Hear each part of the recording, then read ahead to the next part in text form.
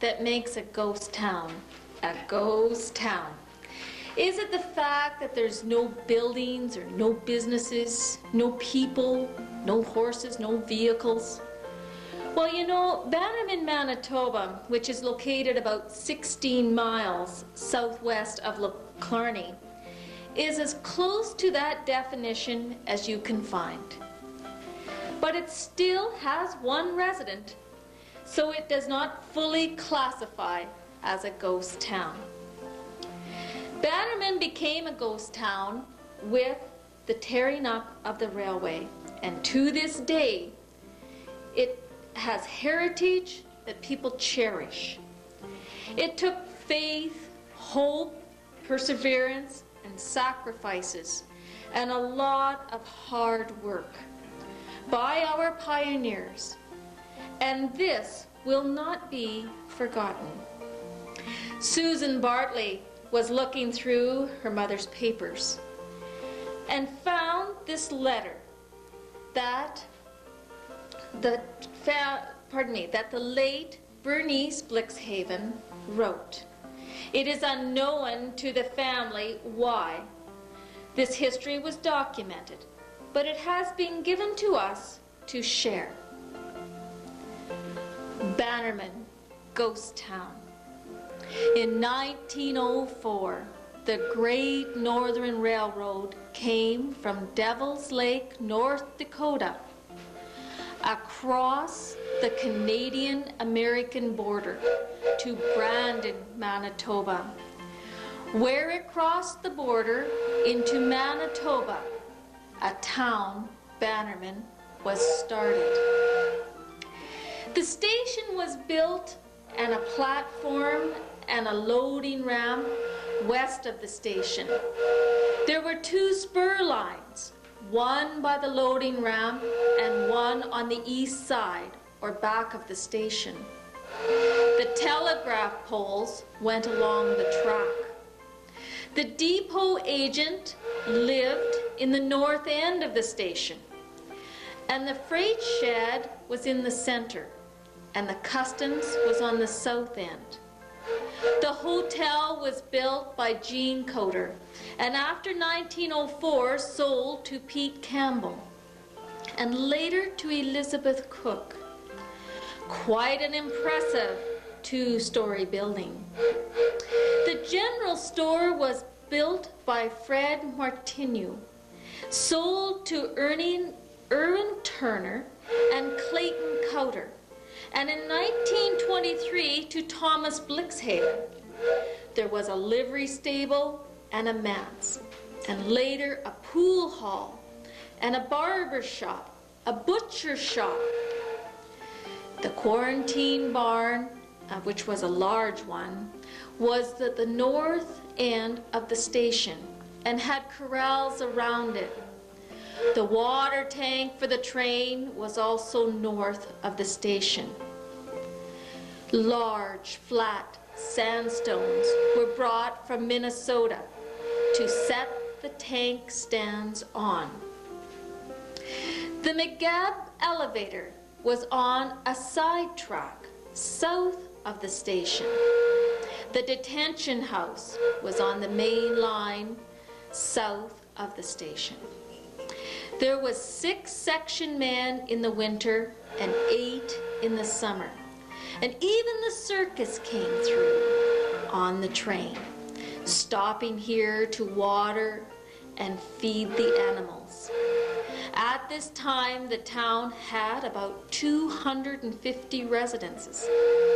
The detention house had windows 6 feet by 3 feet, 12 lights in each. 2 windows on each side of the building, which was 24 feet by 24 feet. And the walls were 12 feet tall. The whole thing was lined with tongue and groove, 1 1/2 inch ceiling lumber. All the dimensional lumber was 2 by 6. The floor had 3/4 inch hardwood and a 3-foot eave all around the roof. There was weights on a sash cord on each window so that you could raise the bottom half from inside to any height. The station was built on the same principle. They were sturdy, but no insulation. 6 feet by 3 feet windows and 2 by 6 studs, 3-foot eaves and hardwood floors in the living quarters. It also had bridge planks on the freight shed. The train quit running in 1935 and the town started disappearing. The section house was moved to Wilfred Henderson's farm, and the bunk house moved to Oscar Gumston's farm. The detention house was moved to Thomas Blixhaven's farm. They were all moved out and the tract taken up before 1937. The general store was moved into the station and the post office was in there too. They were carried on for about the next 20 years. And finally the station was sold and moved out also. The hotel was sold and moved to Cartwright. The station was moved to Lena, Manitoba, and then to Killarney, Manitoba. There were only a few houses left. Finally, they disappeared too.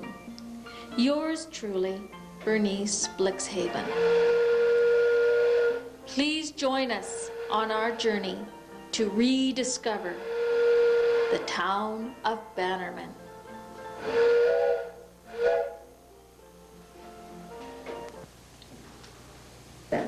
And to tell us about the life in a once very lively community that now today has only one house that remains. With us today we have Irvin and Evelyn Culp, Margaret Scott, and Eugene Henderson. Irvin, let's start with some of the memories and where were you born? Start off with? Right on the end of Main Street up here. In Bannerman. Yes, in Bannerman. You know where the big stone is? Yeah, I do. There's a house just over the fence there. It's right where you were born. Yeah. And tell me, like, who delivered you, or how did that work back then? My grandmother was the midwife. Yeah. And I've read about how your grandmother was renowned as a very respectable lady, and I believe it was because of her midwifery work, yes, I think so. Yeah. So she was kind of like the doctor you had, or was there also a doctor available then? There was a doctor in Killarney. Okay. But he wouldn't come out for a birth, I don't suppose, unless I don't know whether they did it later. It wasn't too many years after that they did come out here, okay. But I don't know whether they were at that time. There wasn't much of a road from here to Killarney. No. I also have read a bit about that as a distinction that Bannerman had, is that I guess the access to it other than by railway was very poor. The roads were terrible into Bannerman. Just prairie trails from about 5 different directions, I think. That took in everybody's yard. Huh. Well, the town was built right in the center of a section or quarter section. Quarter section. See, it was not. That's why the access was so bad, I guess, because they, I suppose the government or the municipal government, yeah, didn't feel they had to build roads when it was not on the road allowance. That's the idea that I got from it. I think that.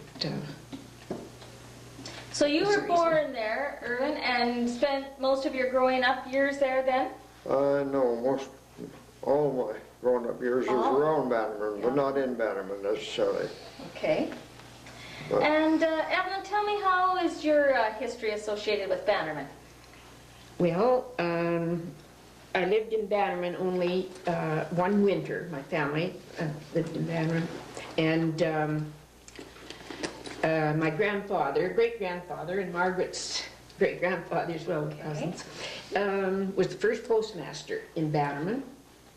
And incidentally, we were the last. We had the post To office. run the post office? Yes, before Bannerman folded up. Yeah. And our grandfather had the first meat market. Now, maybe the only one. I don't know what happened. No, there was another one later on. Oh, there was. In my time, yeah. That's right, there was. And just so that we have a bit of an understanding, a meat market meant what back in the early 1900s or so? Were we in there? What went on there then to have a meat market? Well, I think they had certain days probably that they butchered, and then people come and got their meat, because there was no means of keeping, like freezing or anything, and you would have to... We won't have hydro again, right? Let's keep that in mind. You have to get your meat and either can it or cook it and eat it, I guess. Right. But it's, as far as I know, that's how they worked it, but, you know, I'm not just sure because I wasn't there, but... Right. Yes. Yeah. And Margaret, tell me, what are your memories of Bannerman? It was getting pretty small when I started to remember it. What was left then? The Tell me. hotel was still there. And So do you have memories of the hotel? I can remember it as a small child, yeah. I've read, of course, about the big dining room that it had. Do you have I memories can't of that? remember too much of the inside Inside? of it. no. Okay. And what happened to the hotel? Does anybody know that? Was it just... Just gradually died out with the train. Okay. And was torn down, or was it moved somewhere? Yes, eventually. Okay. I don't know.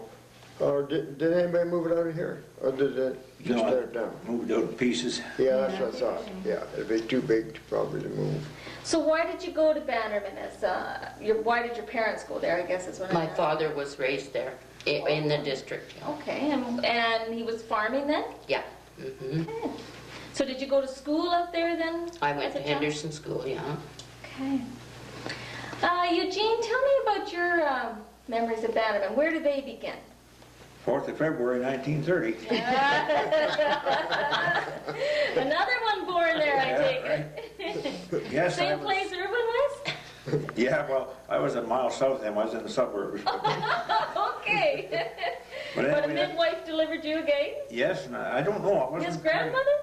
No, it'd be Evelyn's grandmother, I think. I know there. she delivered my sister, but yeah, I was too young to remember much about that. But Right. yeah, I went to school there and saw the last train come out and go out of there. It's Did you? yeah, I remember my dad and I went up on horseback to see the last train go through. And Tell me a bit about that day. Did they realize the effect at that time that it was going to have on Bannerman? I suppose he did, but I was 6 years old. It was an event, more or less. Just an event. Nothing I could connect to it at the time. Now I try to think of how sad I think it must have been. Yeah, that's... Because we lost the blacksmith shop and all the little businesses along with that. But So did it take time, or did things disperse fairly quickly? it must have been fairly quickly because it was only in there 30 years. That's not very long when you That's think right. about it from our perspective now. Right. But it was it sure put a hole in the district. That thing went, the train went out. I'm going to comment on something else. I heard Yes. you talking about the butcher shop.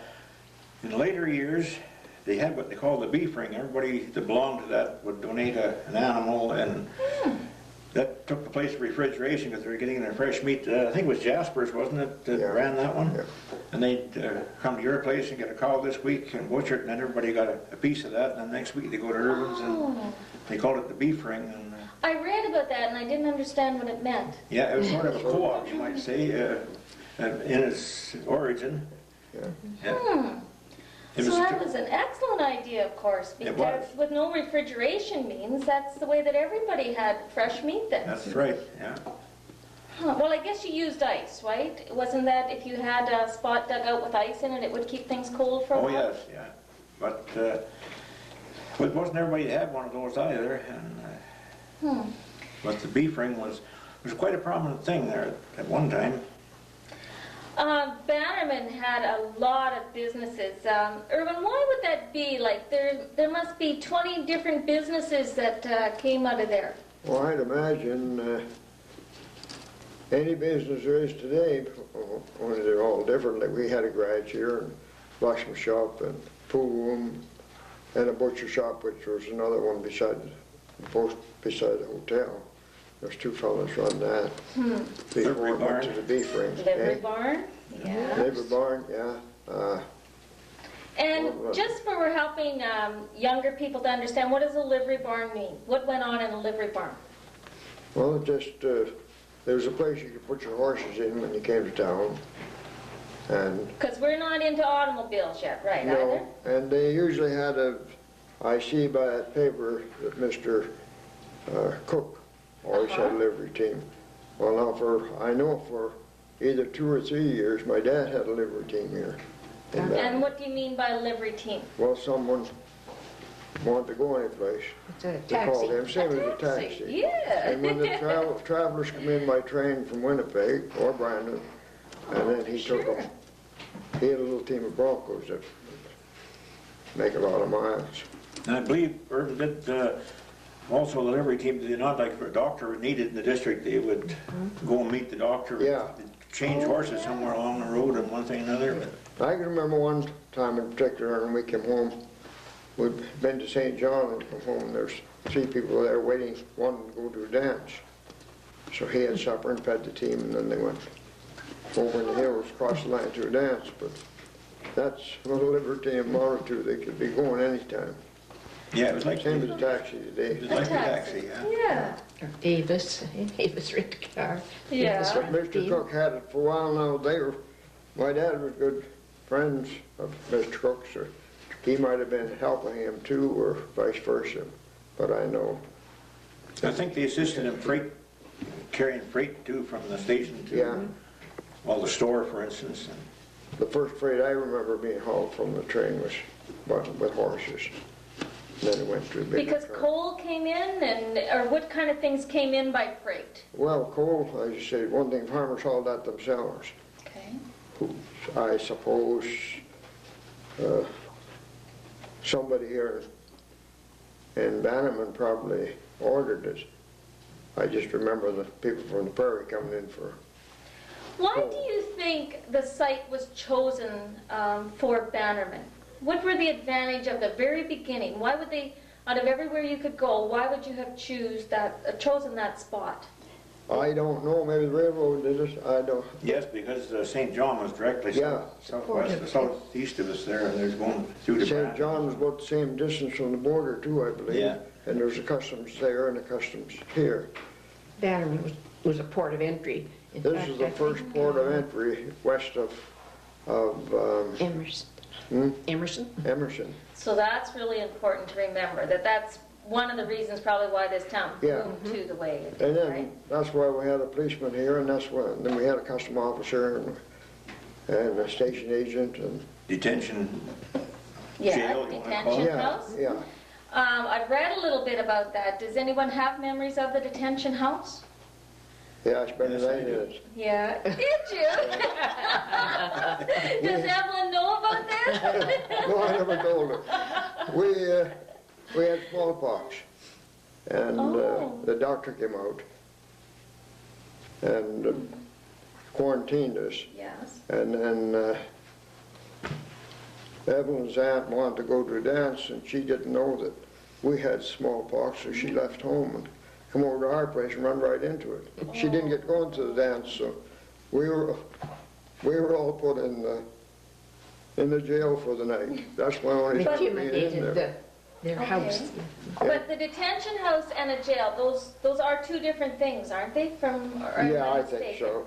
I believe the detention house was where they held people whose customs papers weren't proper in order and that kind of thing? Well, anybody like that were put in there.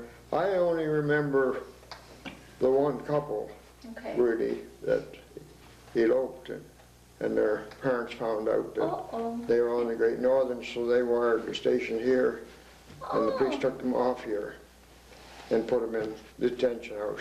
Well, they had overnight. bars Eh? It had bars in the Oh, it had windows. everything, doors locked and, So did you have a jail besides then? no, that was it. That was it? Yeah. And Okay, isn't that not where Jerry Blickstoff lives? No, isn't that part? Yeah. It's in one corner of the house, yeah. yeah. Moved it out there. And But they were Actually, in there overnight, and then, well, we went down the train to see them put back in, on the train again. We were there to see them put in the detention house. Quite a few of It was us quite came. an event, wasn't it? no television in those days. And then they were kept on the train until they got, either till they had to change trains or until her folks picked them up. I don't know what the deal was. Actually, Susan Blixhaven, that's Susan and Jerry, she did share with me that the floor, I believe, in their living room is the actual floor yet out of the jail. I think so. Because, of course, it was all hardwood, and Yeah. the buildings were built to stand out there. They were built very well. Well, they bought that and moved it out there for a house to start with. Right. Uh, That would be Jerry's grandparents. What did it have? No, Jerry's parents. Parents, That okay. lived in that, yes. Okay. I believe where Margaret's brother lives, that was, what was that, Customs or something? There was a section house. Yeah, I think so. The railroad had two houses here for their section men. They're all painted the same color though, Yeah. they're kind of a gray. And Okay, what does a section house mean? What, That's where families why do you lived. have section people? Yeah. Got the railroad. Oh, Oh, they maintained the railroad? there were Okay. six. There were 6 men, 6 section men here all the time, a foreman and a first man, a second man, a third man, and Okay. then the other 2 were, Like, what went wrong with the railroad? What would happen that they would have to attend? well, they worked on it every day. But, Oh, really? Yeah. Frost heaves it a bit in the winter time, and Yeah. they gotta keep working on it. We never had any derailments either, so they Took must care have of taken good care of That's it. an important Took care of thing to switches. mention. And 2 pairs of switches? I say they took care of switches. Okay. No, they actually didn't run them. There was a man stationed at what they called the diamond up there west of Walkabout for to. That's where the CN and the GN crossed. And CN wouldn't let the GN close their tracks, so they had to open up every morning and night. Oh, And CN went twice a week. Great Northern went, every day. yeah, but So the Great Northern went in, it started about down in St. John's, was it not down in there somewhere, or Devil's Lake area? yeah. Church's Ferry, I believe, is Yeah. down near Devil's Lake. And it would go into Brandon and then turn around? Yeah, Okay. and stay there overnight. I understand from people talking years ago that they wanted to go to Churchill, but Yes. the CP wouldn't let them cross either over nor under. That's one story I heard, whether it's right or not, I don't know. So they just picked up the rails and went out of there then, so. So did people come back then from Brandon to go down into the States? Was that also part of what went on? Or do you remember that? What do you mean? To travel. Did they ride the train back and go into the States from there? Well, they could do, yeah. You could get on and off here in Bannerman, and, or any place along the line for that matter, but I don't know, I imagine they come up from Winnipeg to Brandon and then come down here. That's the way the travelers used to do. Okay. Let's talk about the stores in Bannerman. Who has memories of those for me? Well, farthest back I go about 23, I think, when Okay. 22 when a fellow by the name of Clayton Coulter had this store that's in the picture. All right. And then he sold it to Tom And what would be Dixon. in that store? Was it like a Everything. general store, right? Not everything you have today, but everything we needed then, yeah. Clothing and, it was a long Glasses. store. Yeah. So where did the supplies for the store come from? Does anybody Well, they come in on the train, but I don't I suppose Brandon. from Brandon? know doubt, yeah. Yeah, it would be originate likely in Brandon. So was there groceries in there too then? Oh, sure. Oh, yes. Yeah, oh, yes. So how did it work, say for eggs and butter and that kind of thing, cream? Well, you could trade, lots of times trade eggs for For groceries, groceries. yeah. Ah. For local, a lot of it. And I don't know so much about cream. That must have had to, oh, it went to Brandon, sure. Yeah. Oh, did it? Yeah, on the train, Oh. yeah. So how did they keep that from going sour on the train, like say in the summertime? How I was don't that suppose done? they did. I don't suppose either. You just got a lower price for your Yeah. cream. Oh, even though it was sour, because there What? still was uses, yeah? It was fairly direct too, it wouldn't be on the train any more than 2 hours till it'd be at the creamery, so. Oh, that's a Oh, no, that- fascinating part to remember then, Well, the because, cream has to be sour anyway, see, so that's just, But everybody had or most people had a well that they put cream in below ground to keep it cool, and then they just take it out of there and right head for the train would take it to Brandon, and that was a more modern electricity. yeah. yeah, down in the well. That story mentioned in Bannerman, it eventually became a puffed wheat mill. Let's talk about that. I've read a little bit about it. Who can tell me about this puffed wheat mill? Well, Jerry Blickstoff's grandfather and Frank Anderson, the guy was there, was there 2 or 3 involved in that? I think there's just Frank and, Actually, Frank, everybody knew him as Murphy. Okay. That was, he grew up that way, but yeah, they had a puffed wheat mill there, and it was a booming business. You could hear it boom every time they fired a charge of puffed wheat. Well, it was an explosion. I don't know. Okay, was it like the way we know puffed wheat today then? Very same Oh, thing. much better, Yep. really. Oh, better, better. It is the best puffed wheat you'd ever want to eat. Yeah. Yeah. So you took wheat, and how did you get this puffed wheat then? Because, That's just where the mill come in. I didn't know nothing about that. Only they put it in there and process, and there'd be a big boom. They shot it down they had a cage, wire cage to catch it in. Like, Yeah. They'd blow it, what, 30 feet maybe? oh, must have been or more, yeah. They went down through there and then they bagged it up down to the other end. huh, Yeah, it really shot it down there. There was no electricity, that's for sure. Well, the store had. They would have probably a little gas engine or something like that to run it with, did they?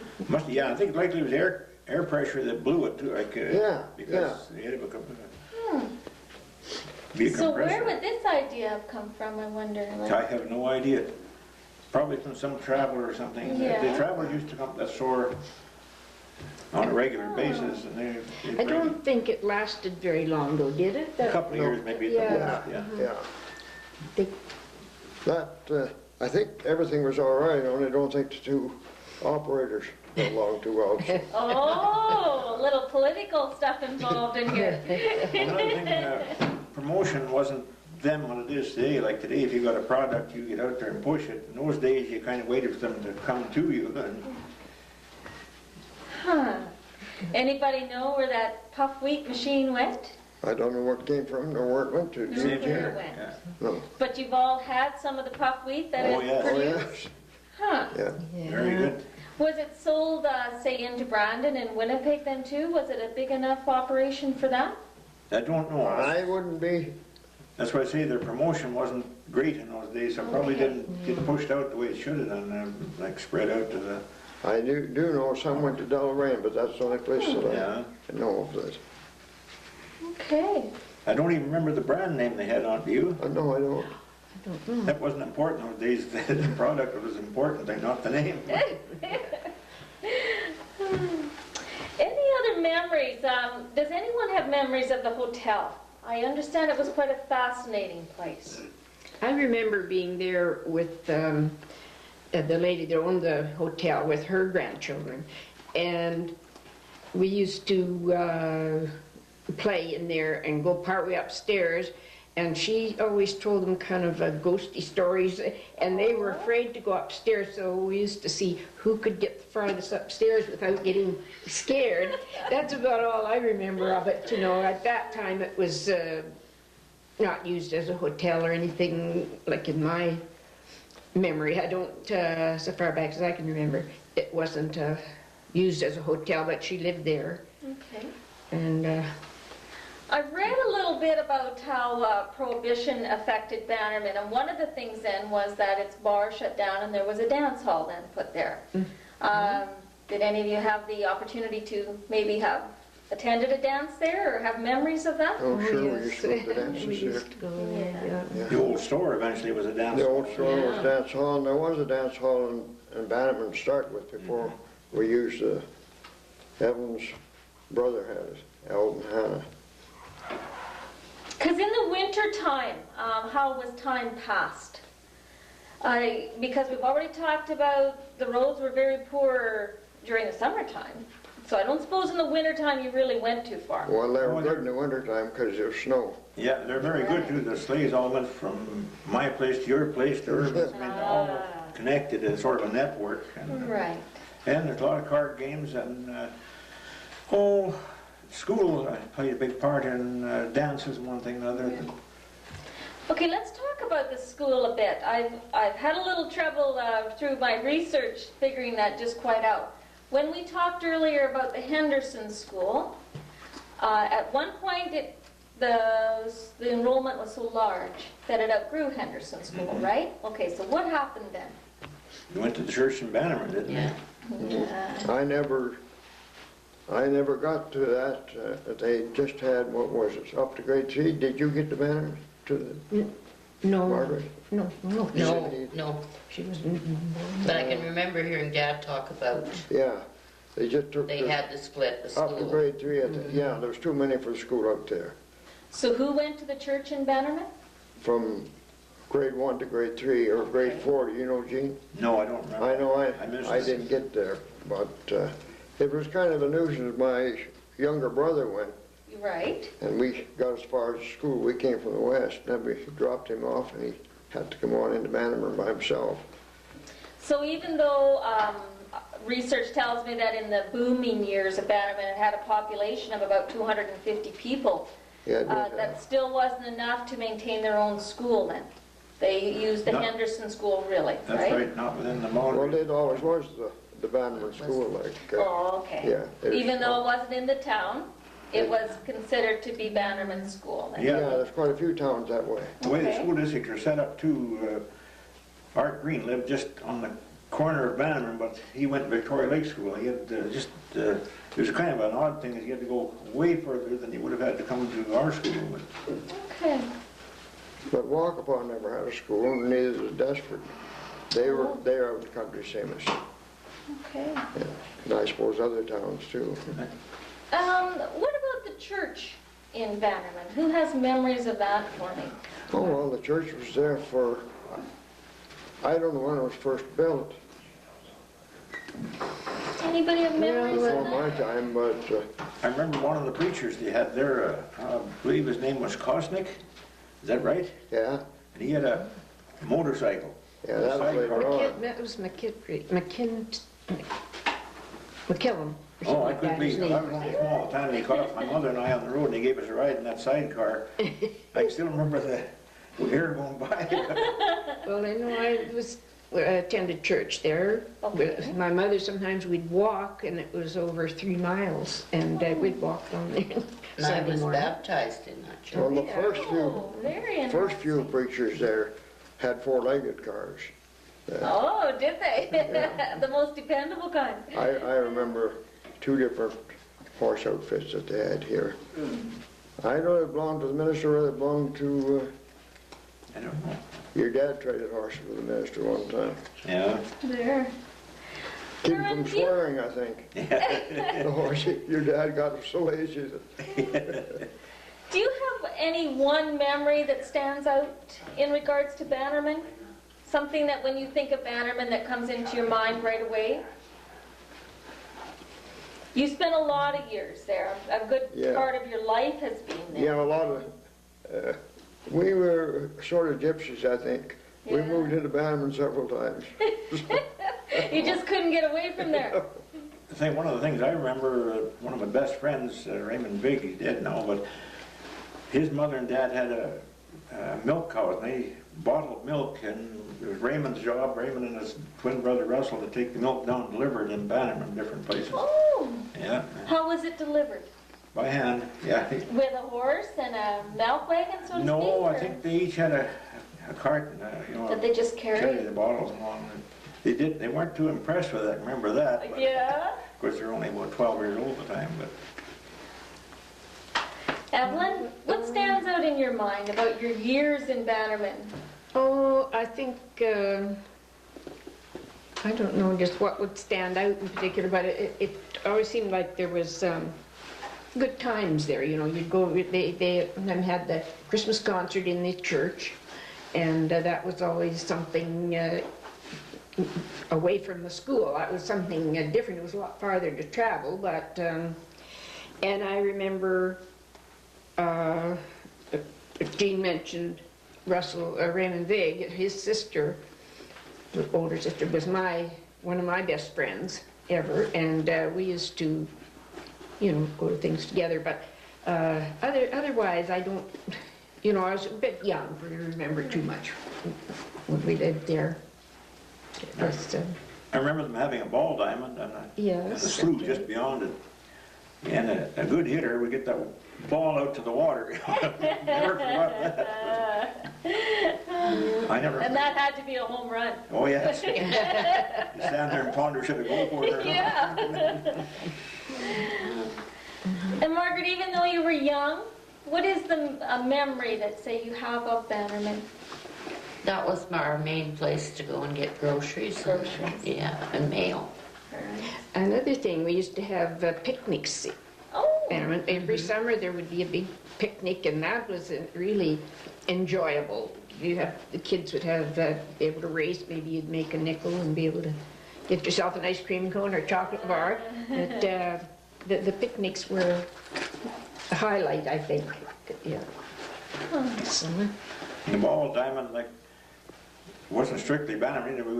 We'd play walk-up or some other community, and it sort of melded everybody together. Right. Made it a large community. Yeah, It was a large community. One thing I forgot to mention, and Irwin, I believe you have memories of it, about the circus when it was on the train. Can you share some of that with us? Like the circus was coming on the train from down in the States going to? Brandon. Okay. And it was here for, well, some of the vets went south to meet the train, and they started with their testing before they got here. But what kind of animals do you remember being on there?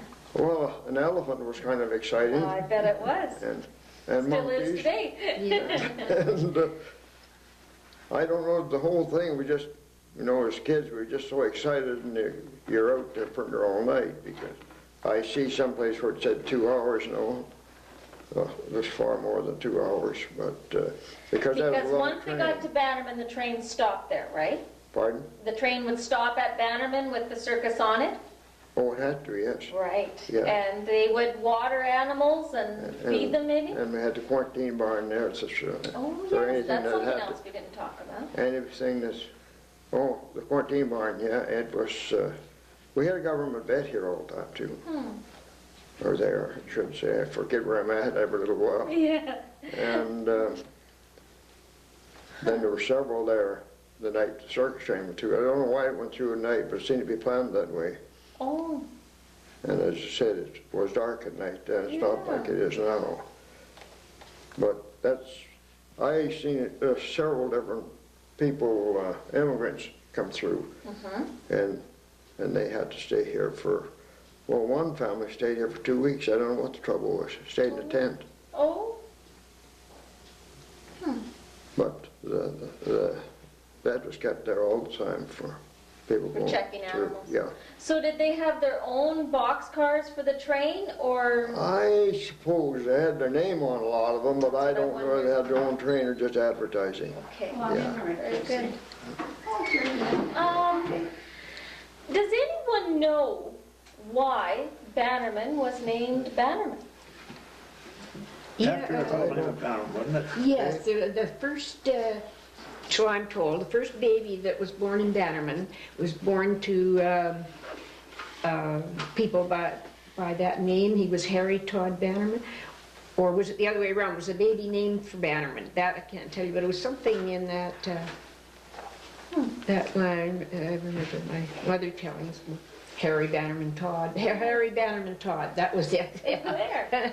Does Bannerman mean anything, or has it got any Indian meaning, or? I don't think so. I don't think so either. It doesn't sound like it. Sounded like somebody had carried a flag. Yeah. Yeah. It may have originated from something as simple as that. Yes, I don't know. Another thing they had at Bannerman was that's where the Great Northern steam engine took on their water, the tower. Okay, tell us a little bit about that. I only remember one incident. I heard the old timers talking about it. There was a guy at the hotel. A couple of the girls said, "When you go over and get us a tub of water." Of course, he was going to get us a tub of water. Well, of course, the guy that was running he had to pull a rope and turn the water on. I guess it just pinned him to the ground and all that water come down. It was. So how did you get the water in the tower? Well, I guess the well and the pump. The well was right there. Yeah, the whole thing was there for years, long after the tower was gone. I don't know why someone didn't drown there, but they did. Yeah. There was a lot of children in Bannerman at one time. When my folks lived there, there was a lot of children. And I don't know why somebody didn't fall in there, because we played around where the barn is. There was a board fence that we used to walk along on top. There was like fence, and there was a flat board on top of it, and we'd walk around that, play around there. I don't know why somebody didn't.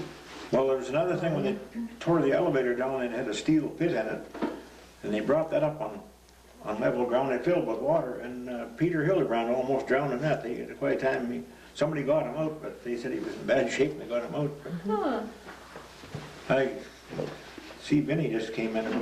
Fit her in here somewhere? Well, we're going to actually sit and talk with some other folks too. Oh, I see. Oh. So I would really like to thank you folks for sharing your memories. It's a fascinating story of what was once there. And of course, I'd have given anything to have spent a day in Bannerman. Well, it was Saturday night in Bannerman was. I bet it was fun. Yeah. There's still a lot of people around that were connected to that. No, there was a Doug Travers run a store there for a while. He has a grandson living here in Killarney, and a lot of people connected to Bannerman from every walk of life pretty well. Right. Well, thank you very much. Thank you. Some articles still remain around the country today of different things that were used in Bannerman in its booming time. And before you is actually a cheese slicer. Charlie Baldick has this, and it is out of one of the stores in Bannerman. We found a couple of more people to share with us some of their memories of Bannerman. Vinnie Gear and Steve Linnell. Vinnie, where does your history begin with Bannerman? Were you born out in that area, or? Yes, I was born in Boisevane, but Okay. my folks were farming west of the Bannerman. So how come you were born in Boisevane? Well, that was where you went on the train. Oh, That's on where the my Great mother went on Northern. the train to when I was born, so then I was born in Boisevane. Because she had to go on the train, yeah. And she said the snow was so deep, that was the 16th of March, the snow was so deep, they broke whipple trees and everything else trying to get them to the train, get them up to the train. Oh. So, you know, the snow was pretty deep to what we have today. So like some of the other, we've talked with a couple of folks that were actually born there and delivered by midwives. Were there no midwives available, or was it just? Well, my mother was a midwife for a lot, yes. Because she was there when several of the Cope's children were born, Right. and the Hollis babies were born. She was a midwife there, Uh-huh. yeah. So you had your first ride on the Great Northern when you were real little. Yes, very small. Took my little sister up there to the doctor, Dr. Bird at Boisevane. No doctor for Bannerman at that time then? No Dr. Bannerman. And she died 9 weeks old, Oh, had pneumonia. sorry to hear that. Steve, where does your history begin with Bannerman? Did you actually live in the town? No, I never lived in the No. town. Steve, did you? Yes. Tell me about that. How old were you? Well, we moved there in 1929, and we lived a mile south and a half a mile west of Henderson School. Okay. And then we lived there for a couple of years, 3 years. Remember the time of the big disease that went through horses and everything? And a whole lot of horses died. And Oh, everything. So then we moved. We didn't have enough horses to work the land, so we moved into Bannerman. Oh, But I started a school at Henderson School, okay. and then we moved into Bannerman in the parsonage, beside the school, beside the church. And what stock we had in the barn behind the parsonage. So there was 2 barns behind there. Okay. Then we used to walk from there out to Henderson School. I remember that, because we used to go over top of the stiles. Over the what? Stiles, they call it. You know, there's stairs up one side. Go down the over other the fence. To go over top of a fence. No, I didn't know about that. That sounds Yeah, interesting. Yeah, and there was 2 of those going across. Bruce Garten was the name of it? Yeah, across his pasture field. I remember he had a ball in there. We used to have to dodge this here ball to keep him from chasing us out of there. Whenever we went to school and came back from school. But Vinnie, you actually went to school in the church in Bannerman now, right? Yes, I started in the Henderson School, Okay. and then they broke the grades up. And from there, I had to go to Bannerman, because I was one of the little ones, yeah. All right. There was too many students for Henderson being a one-room school. And... Yes, there was too many, so I had to get they had to break it up to make this go in the church too. So did you just sit in the pews then in the church? Or do No, you they had remember enough that? desks that they set it all up with desks. In the basement, or how was that No, done? just upstairs. No, there was Upstairs? no basement Okay. under that church. Oh, all right. So we went to school there for, I think it was for 4 years.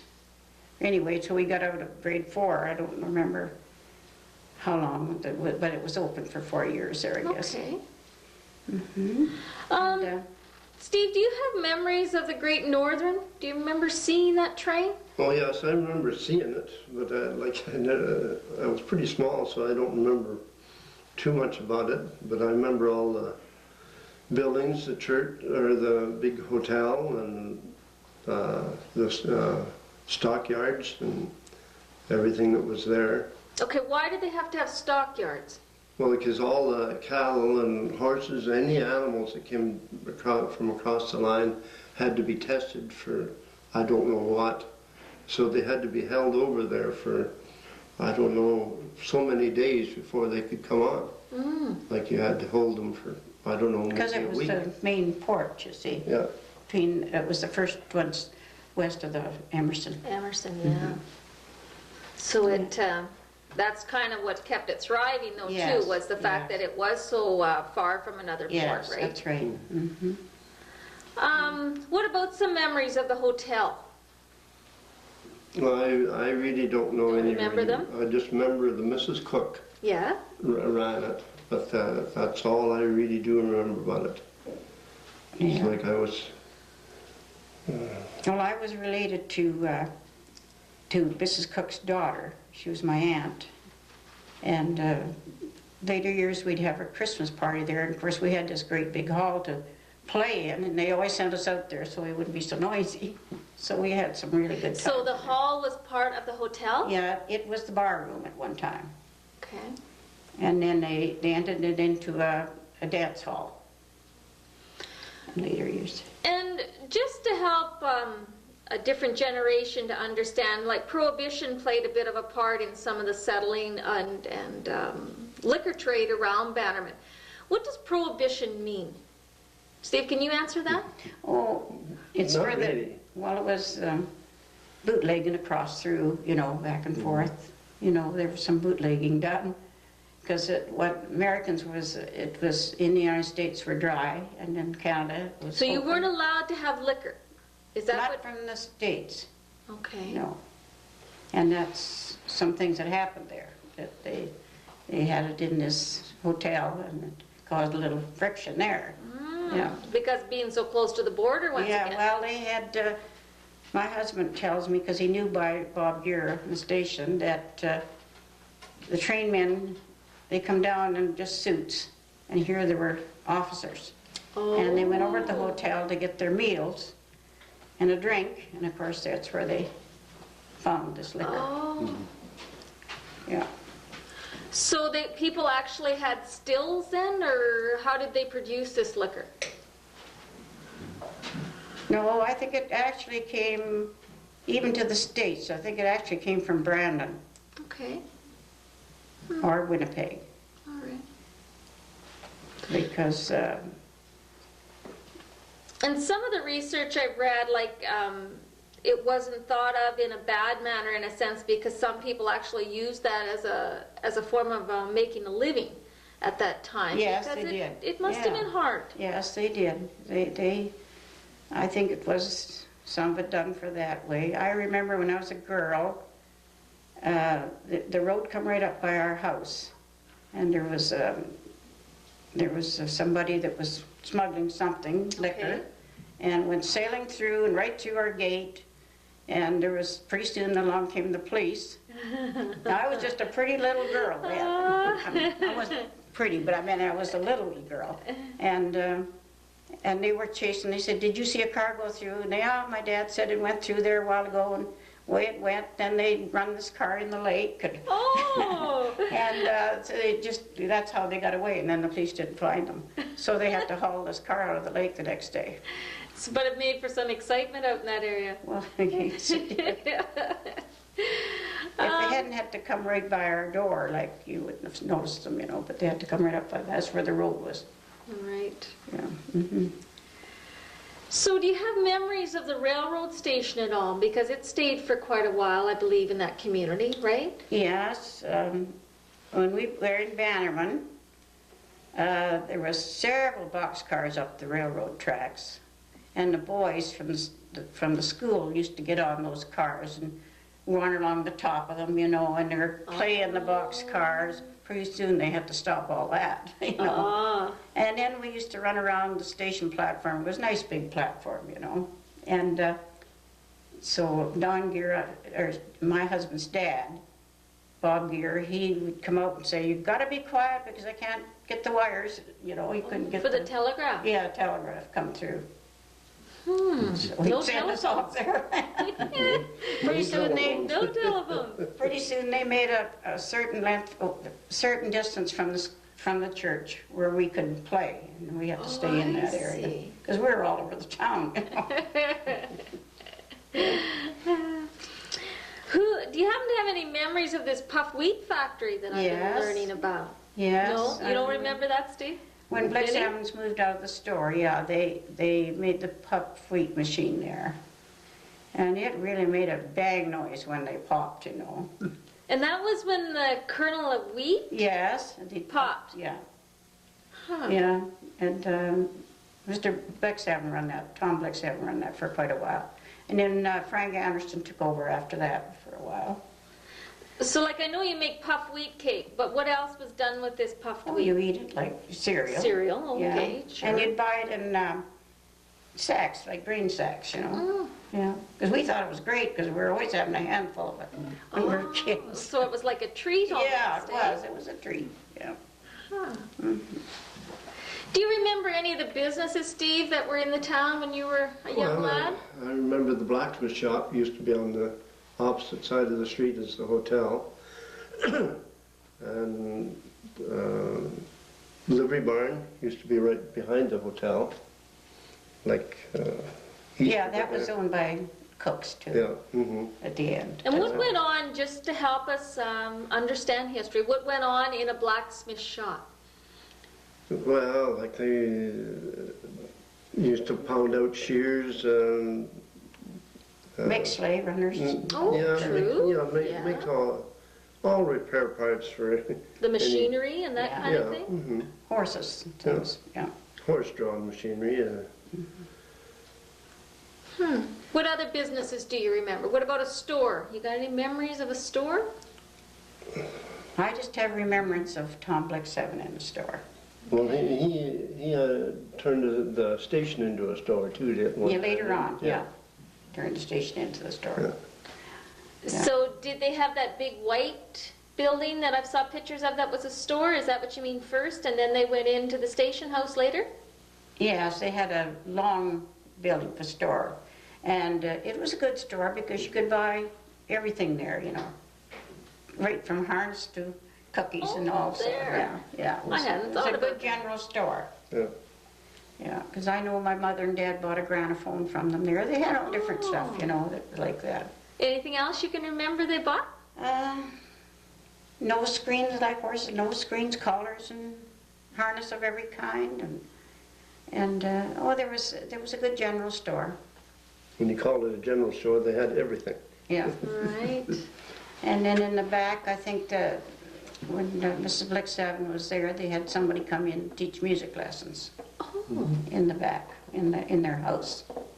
So a lot of the girls took music lessons there. I see. And what about the dance hall? Do you have any memories of that? Well, I remember dancing in the hotel once first. Uh-huh. You know, and it was a lovely hardwood floor in there. Ah.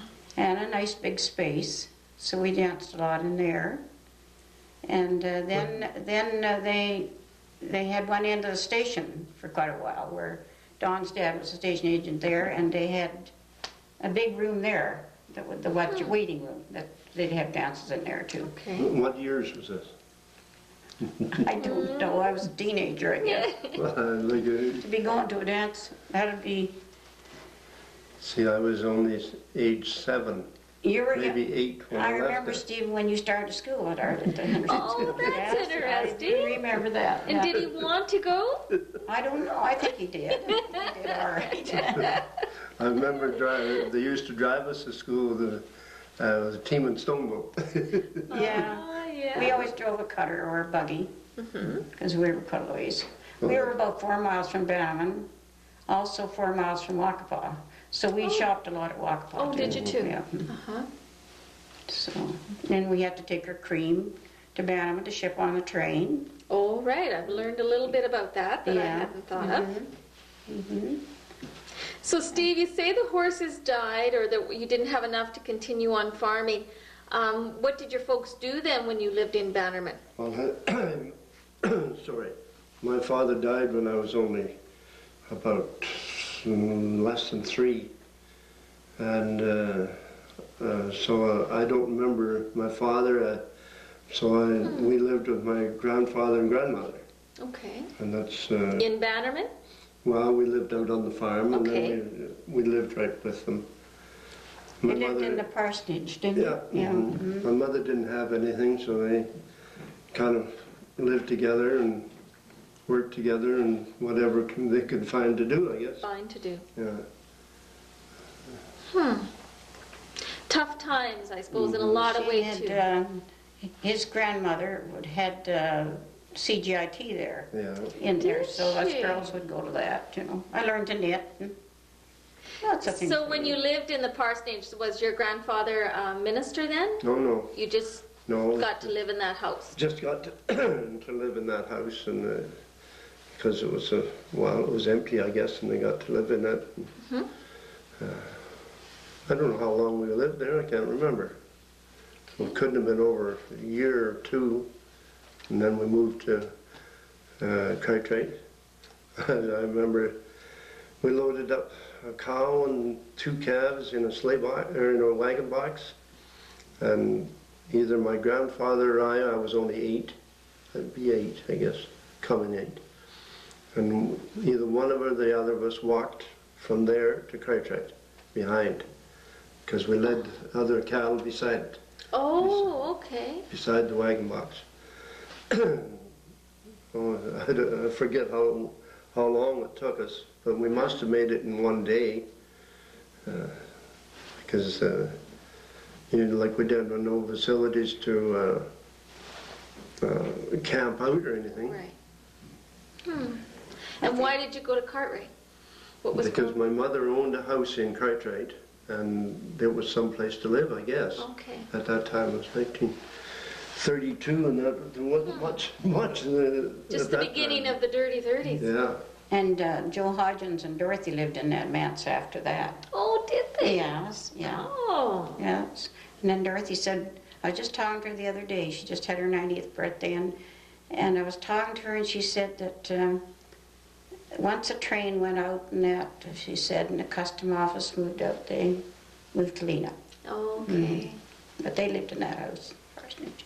Yeah, the train obviously was the big part of yes, yes. Bannerman, wasn't it? Yes. So do you have any one memory that stands out, either one of you, about Bannerman, like when you think back about that town? Any of the buildings or Everybody people? was very poor, I know that. Yeah, you were all in the same boat, so to That's speak? right. I tell you, there was lots of people lived on a quarter section of land around there, which today you wouldn't be able to make a living on a quarter section of land. And you wouldn't find it just going straight down the road because it wasn't a straight road. You just traveled a trail through the bush. I have read that about how the access to Bannerman by road was very poor. Yeah. Yeah. Well, when Bob Gear was the station agent there for years, well, he put horses on, and a bunch of the neighbors made a straighter road. Okay. But it was a big job because you have no way to take the stumps out. It was pretty crooked road, or Tough pretty times. rough road, kind of, for quite a while. They got it built up. Well, people often remind me of that because I always feel I should have been born back then, because that's when my fascination is of that era, and of the hard times. And I try to remember and appreciate that of our pioneers, what they must have gone through. Yeah, I remember we used to get wheat by the bushel and we used to grind it up for porridge. Yes. Oh, how did you grind it? I don't forget, there was some kind of, well, just an ordinary crusher. Ordinary crusher, you Yeah. can chop boats or Yeah. anything with the cattle. Yeah. Used to grind it up and that's what you made porridge. It wasn't good for us, really. It was No? very hot food, you Yeah. know. Oh, It was okay. too strong for people, but they used it anyway. Yeah. Yeah. Yeah. They have to soak it the night before. Yeah. Okay. It filled an empty belly. That's it, yeah. Well, thank you very much for sharing your memories of Bannerman. It must have been a very fascinating town in its time, and I'm so glad that you were able to share some of your thoughts that still remain of Bannerman. Thank you. Sure. Memories are what is left of Bannerman, and we have found a couple more members of our community that have some memories to share with us. Anna McDonald and Alice Blixhaven. Anna, tell me where your story begins. Where were you born? West St. John, about 20, 30 miles west of St. John, back in the bush. Okay. And we were all born over there. And when we immigrated, Mother and I and Claude walked across, and Dad went around and reported at Lena, at the customs. But we just walked across through the puddles. But And you came across what? Was it to start farming, or what? well, he bought the farm, yes, first. And then we were only there in it 2 years till he found out he could get the store, so he bought it. And Claude and I moved into town with him. I have a notion Ed did too, but he would be 10 years old, so he might not have. I can't remember. So tell me, if your memories as a very young child, was there that same significance at that time of crossing the border, like an American and a Canadian? No, No? didn't make any difference. Right. And he actually, I don't know whether he needed to go and report or not, but he did. I mean, we had nothing with us, just our own selves and our clothes. Well, you chased the cattle across. Well, I can't remember that yet. I've heard that, but I can't remember them. We didn't have many, couldn't have. Or did we? You know? No, well, no, I don't know. I'd imagine you had quite a few because Well, they... could be. See, there's, I don't know. Yeah, well, you were very young Yeah, then. I don't remember at all And bringing also any it kids. was about he was 11 years old and Yeah. him and Jean chased the cattle. And Alice, where do your memories begin of Bannerman? Like, Oh, I whereabouts just- were you born? Oh, I was born in the Cypress River, but I got married in 41, so that's when I came to Bannerman, To in Bannerman, 41. yeah. Yeah. So what was one of the first things you remember about Bannerman? Well, I guess the store was the main thing in Bannerman then, you see, because the railroad was gone and all of the buildings had been moved out. By then already. Mhm. So the store was the main Were they place. still having dances in Bannerman at that time? Oh, yes, they kept that up because the old store was made into a dance hall, you see. And they had dances there. So now by the old store, Anna, that's the one that your father owned for a period of time? Tell me a bit about that store, what you remember as a young child. Well, it was a long building, it's all A big building. big right? building, yeah. But it was very cold, we pretty near frozen to Oh, death. was it? And we only had one bedroom, so I guess Claude and I slept on the Chesterfield, I can't remember. But I think we did. We walked to school from there. So you had the store in the front and then lived in the back of the store? Yeah, there was just 3 rooms, kitchen and the living room and the bedroom. Now from the pictures I saw of that store, it looked like it was a 2-story building, was it? No. No, just the one? Do you remember anything of the merchandise that you carried in there when your father had it? Everything. Everything you wanted, from soup to nuts. There was clothing and everything. And where did the supplies come from? I guess from Brandon on the train, because we never went to Killarney. The odd time we got a truck and Dad and I would go to Brandon and pick up the groceries in the summertime, not in the winter. But I always went with him. I don't know what for, but I wasn't very old. But he wanted company, I guess. Right. That was after the train quit bringing Yeah. Quit bringing, right? And you guys went to Bannerman then to farm, Alice, is that what you had said? Yeah, And- we're not very far from Bannerman, just a half a mile. Yeah, about that. So how many years did you live out in that area? Until 75. Oh, you have a long history there. Yeah. Kids went to school out there as long as there was school there. And London, And that would have been to Henderson School then. we were just a mile from it.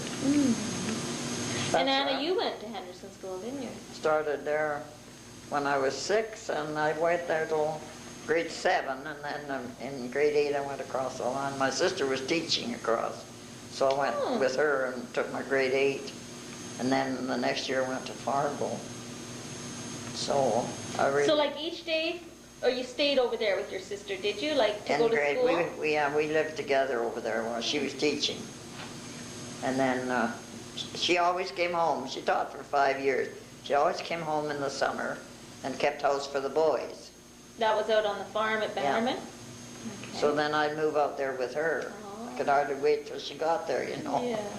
Huh. But anyway, that was and then when I got through high school, I came home, and Dad didn't think I needed to go any further, so I was very foolishly got married. So that didn't help matters. No. Anyway, But then you and your husband ran the store in Bannerman for a yeah, period that of was time. my second husband. Second husband, okay. Yeah, we took that over. We were married in 47, Okay. and in 52, when Dad died, we run it for a couple of years. But Mac was on the highway working, you know, on the road. Okay. So we eventually moved, he got a job here in Killarney as a waterman, and we moved into Killarney. So who did you sell the store to then? We didn't sell it, they just went in and, who was it, Irvin and Evelyn first? Oda May and Ridge were at first, I think, and then they didn't buy it though, I think they were only there about a year, weren't they? Any of them. well, who sold it to? We sold it to Atchison and Lena. You sold it to him. Yeah, The store was eventually moved then? yeah, to Lena. Now, at this period of time, though, we're talking about how the store was in the railroad station, right? Okay. That was in 30, when was it they moved it to the station? Must have been in 36 or Yeah, I think 37. it would be. Now, what was still there in Bannerman when you arrived in the early 40s? What was still left? Was the Well- church still there? Yeah, oh yeah, the church was there because the girls were christened in that church. And What about the hotel? the hotel was still there, but not in use. Okay. Mrs. Cook lived in it. Just lived in there Just then, lived eh? in it, yeah. I don't remember, they said they had dances there, but not in my time. They I don't never had remember that dances. either. Yeah, they've talked about how they had dances in there. And Grandpa had he still had the old store there. It was just kind of empty. But then he was a real enterprising guy, and he found out there was a wheat puffing machine over in Rugby. Oh, yeah. Well, here's the story about where it came from. And that was in in the old store. In the No, it was in the back end where we lived, where Mac and I lived. It's where they puffed wheat. I might be wrong, but that's right. No, that's not right, Ann, because it blew the windows out of the... See, I told you I didn't know anything. Okay, tell us That more wasn't about even there then. Well, you see, there was no hydro then, Right. and it had its own little power. Like a gas engine? Yeah, and they had to learn how to regulate that pressure and everything, and the heat and all.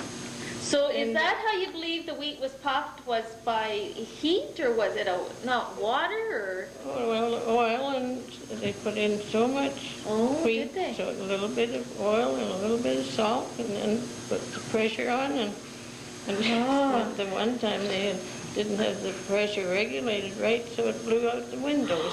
Oh my goodness. That was after you also were married, eh? No, not quite. Oh, you know. I'd been here already. Oh. I was living in Deloraine then, so. And then they sold the puffed wheat, you see, and they trucked it down to as far as Pilot Mound, I think, to all the little stores. So the machine itself originally came from Rolla? Is that No, where- from Rugby, I Rugby, think. okay. Yeah, I think it was from Rugby. And then they worked it for a year or two, and then he sold it to Baxter in town here. And they, Oh, in Killarney? yeah, and he ran it for a while, and made puffed wheat. Who was that? Baxter, Dave Baxter bought it. Huh. Well, we were trying to search out a little history on this machine, and now you've solved some of that, because on the nobody wheat? seemed to know. Oh, yeah, Murphy Anderson was the salesman, and he sold it. So did you ever eat any of the puffed wheat? Oh, yes, yes. Did you, Anna, do you remember? No? I wasn't here. No. I wasn't in. Well, they talked about how good it was. It so. was good, too. And that's when also... Murphy Anderson was in on that, wasn't he? Yes, he was, but that's why it didn't last too long. He wasn't very steady. And what about the train coming through? Anna, can you tell me memories of that yet? What about, I think you spoke to me about some entertainers that Well, come that through? was, during the fair, they brought what did we call it, a circus train up. And they spent a day or two in Bannerman. They had to go through all the cars and the customs, you know, had to. So they let us all go and see what everything was, what they did, and they'd get them out and they'd do a little bit for us. And so it was very interesting because we never got to the fair at that time. It'd be quite a form of entertainment in itself. It was, yeah. That was in '36 that the railroad went out, so after that there wasn't much to do there at all because it was just a dead old place. In the wintertime we didn't even get to Killarney. Their mail came down from Boys Bay. Three Yeah. times a week, was it, Anna, or twice a week? Three times a week, Three times yeah. a week they brought the mail down. And how was that done then, once the train was gone? By car? Well, Terrence Vincent. yes, it Brought was horses in the wintertime.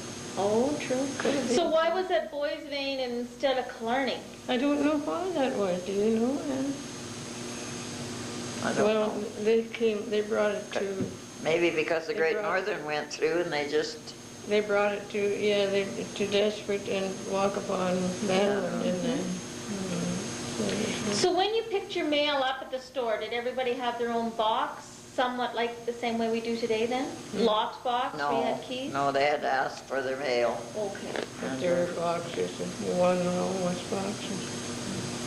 They hadn't any numbers or anything, they just asked for their mail and we gave it to them.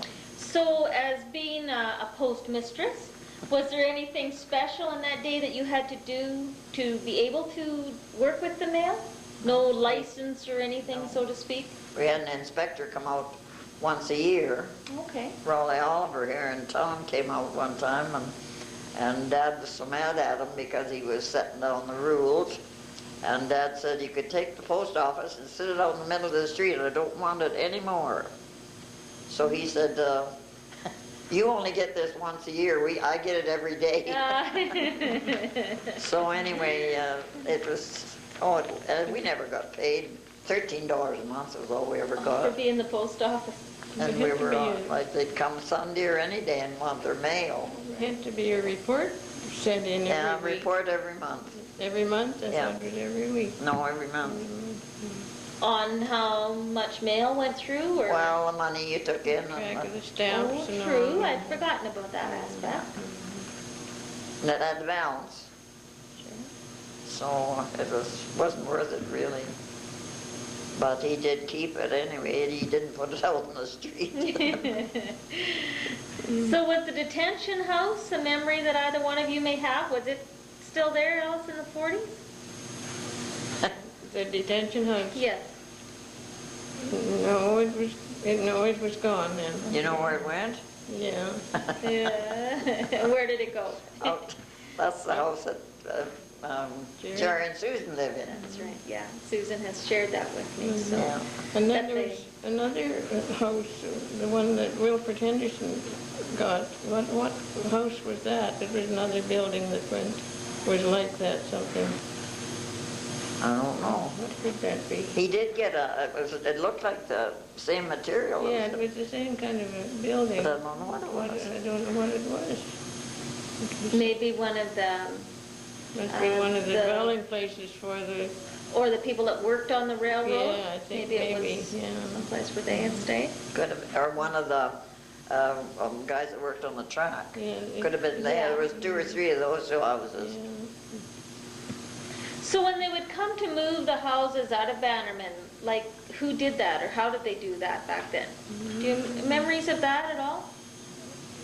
No, Because I can't imagine moving that rail station. It must have been huge. Well, it was big, but I don't know how Atchison's bought it, and they moved it. Oh, yeah, but they had to cut it in half before Yeah, they that's got right. very far. Yeah, that's right. Really? Yeah, They could go I into- think Jack Smith has got it now, hasn't he? Or who's got it? No, I think It's still in Lena, Okay. but it seems to me Jack Smith has got it. No, So were you living in Bannerman still when they moved that railroad station out? oh, yeah. Do you remember them cutting it in half? Yeah, I can remember it got parked with a couple of miles out and they couldn't go any farther. But they were doing it with horses, weren't they? I don't know.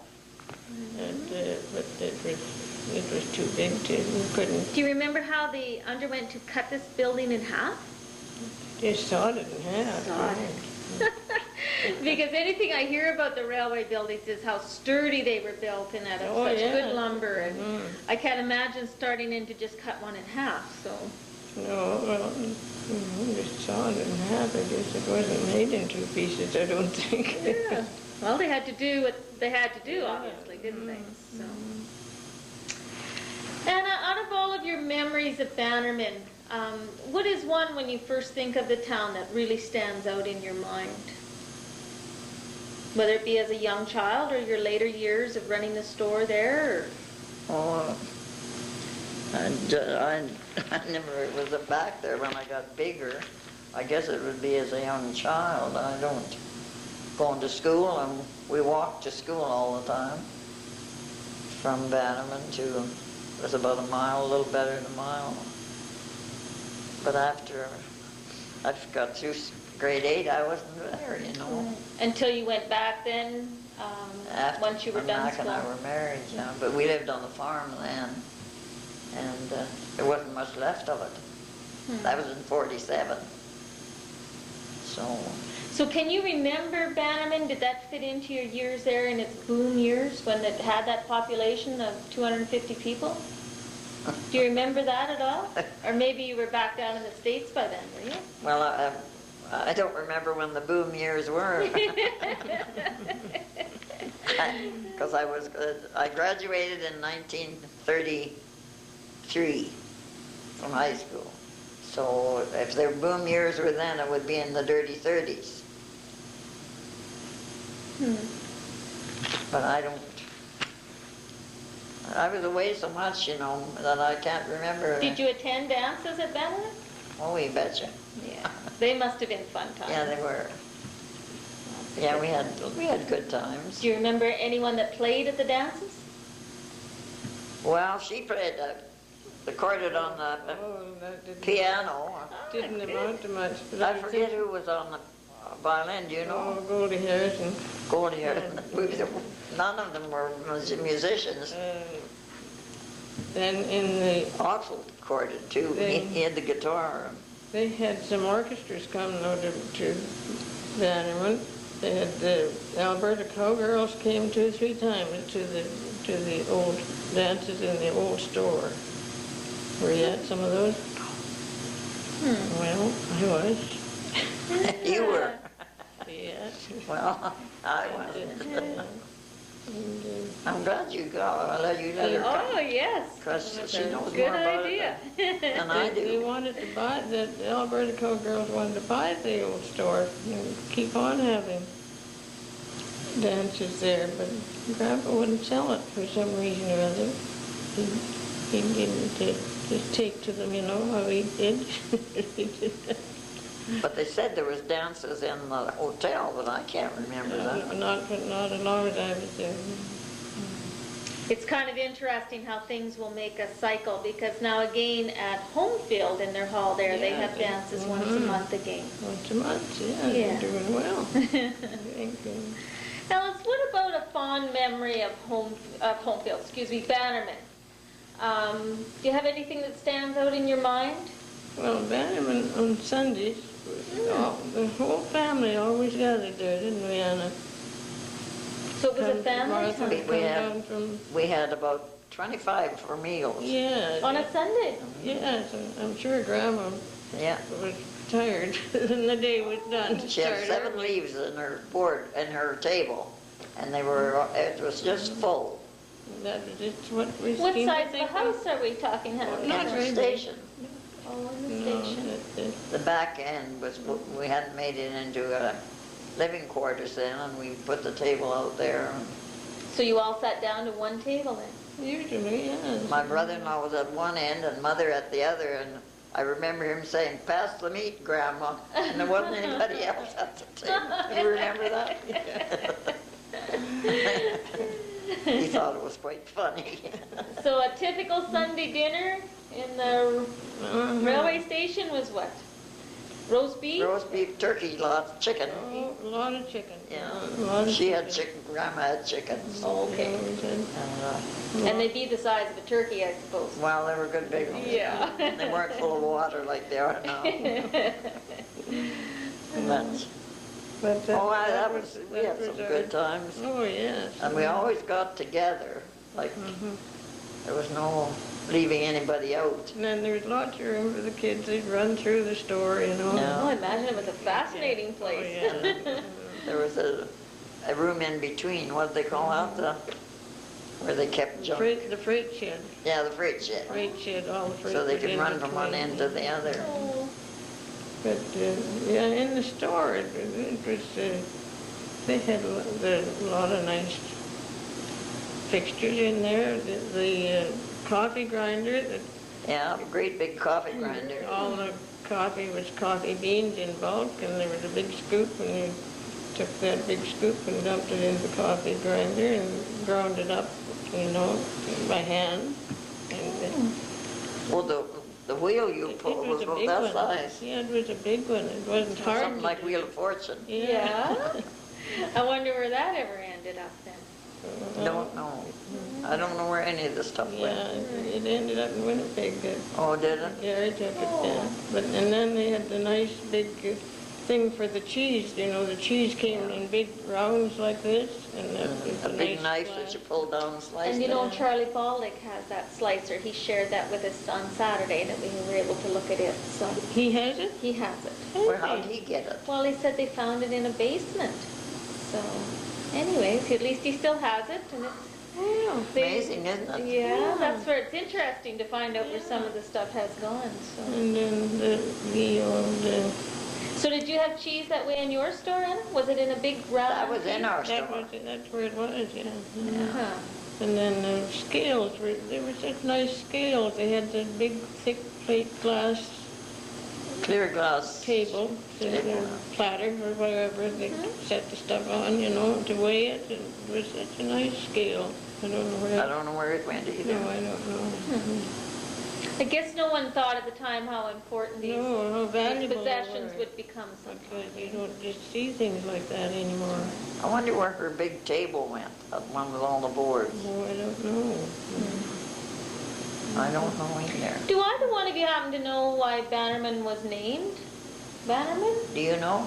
Well, we've done a little looking into it, and we're trying to sort that out. But Must have been a person, wouldn't it?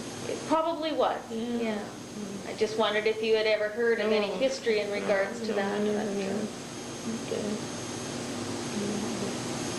Well, thank you both very much for sharing your memories with us, because that is basically what's left of Bannerman, is memories, and now we will have that down in documentation forever. I hope you're happy with what you I wish did. our memories were better. My memories aren't good at all when it comes to Bannerman. You know, every once in a while in our lives, we have some chance meetings. And today has been just that for Everett and I. We've had the pleasure of meeting up with a gentleman who has endless history about Bannerman. This is Mr. Jasper. Mr. Jasper, tell me where you were born. In Winnipeg, Manitoba. And today you 1903. live... 1903. And today you live where? In Rolla. In Rollo. So you're an American. Yeah, I'm an American now. Uh-huh. So tell me, you were in Bannerman a time or two? Oh, many times. Many times. I played in a little band. We played for all the dances in Bannerman. Did you? Oh, man, for Mrs. Cook Yeah, I've read about Mrs. Cook at the hotel. and her daughter. And her daughter. Mm-hmm. Huh. Yeah. So what did you do in the Bannerman area? Did you farm there then? Yes, my dad farmed there. Mm-hmm. So you would haul grain into Bannerman? And, That's right. Mm-hmm. and how did you do that? Horses. Horses. Horses and wagon. So how many bushel would you carry at a time? Do you have 80 bushel was a big load. 80 bushel was a big load. And that took a big team to pull that then? Well, horses, Just horses. whatever. Yeah. Yeah, there. So you were born in Winnipeg, and at what age did you come to Bannerman? Do you remember? Oh, that's many, many years later. Were you a child in Bannerman or already no, I grown? was grown up. Grown up man. Grown up, yeah. And you came there to farm then?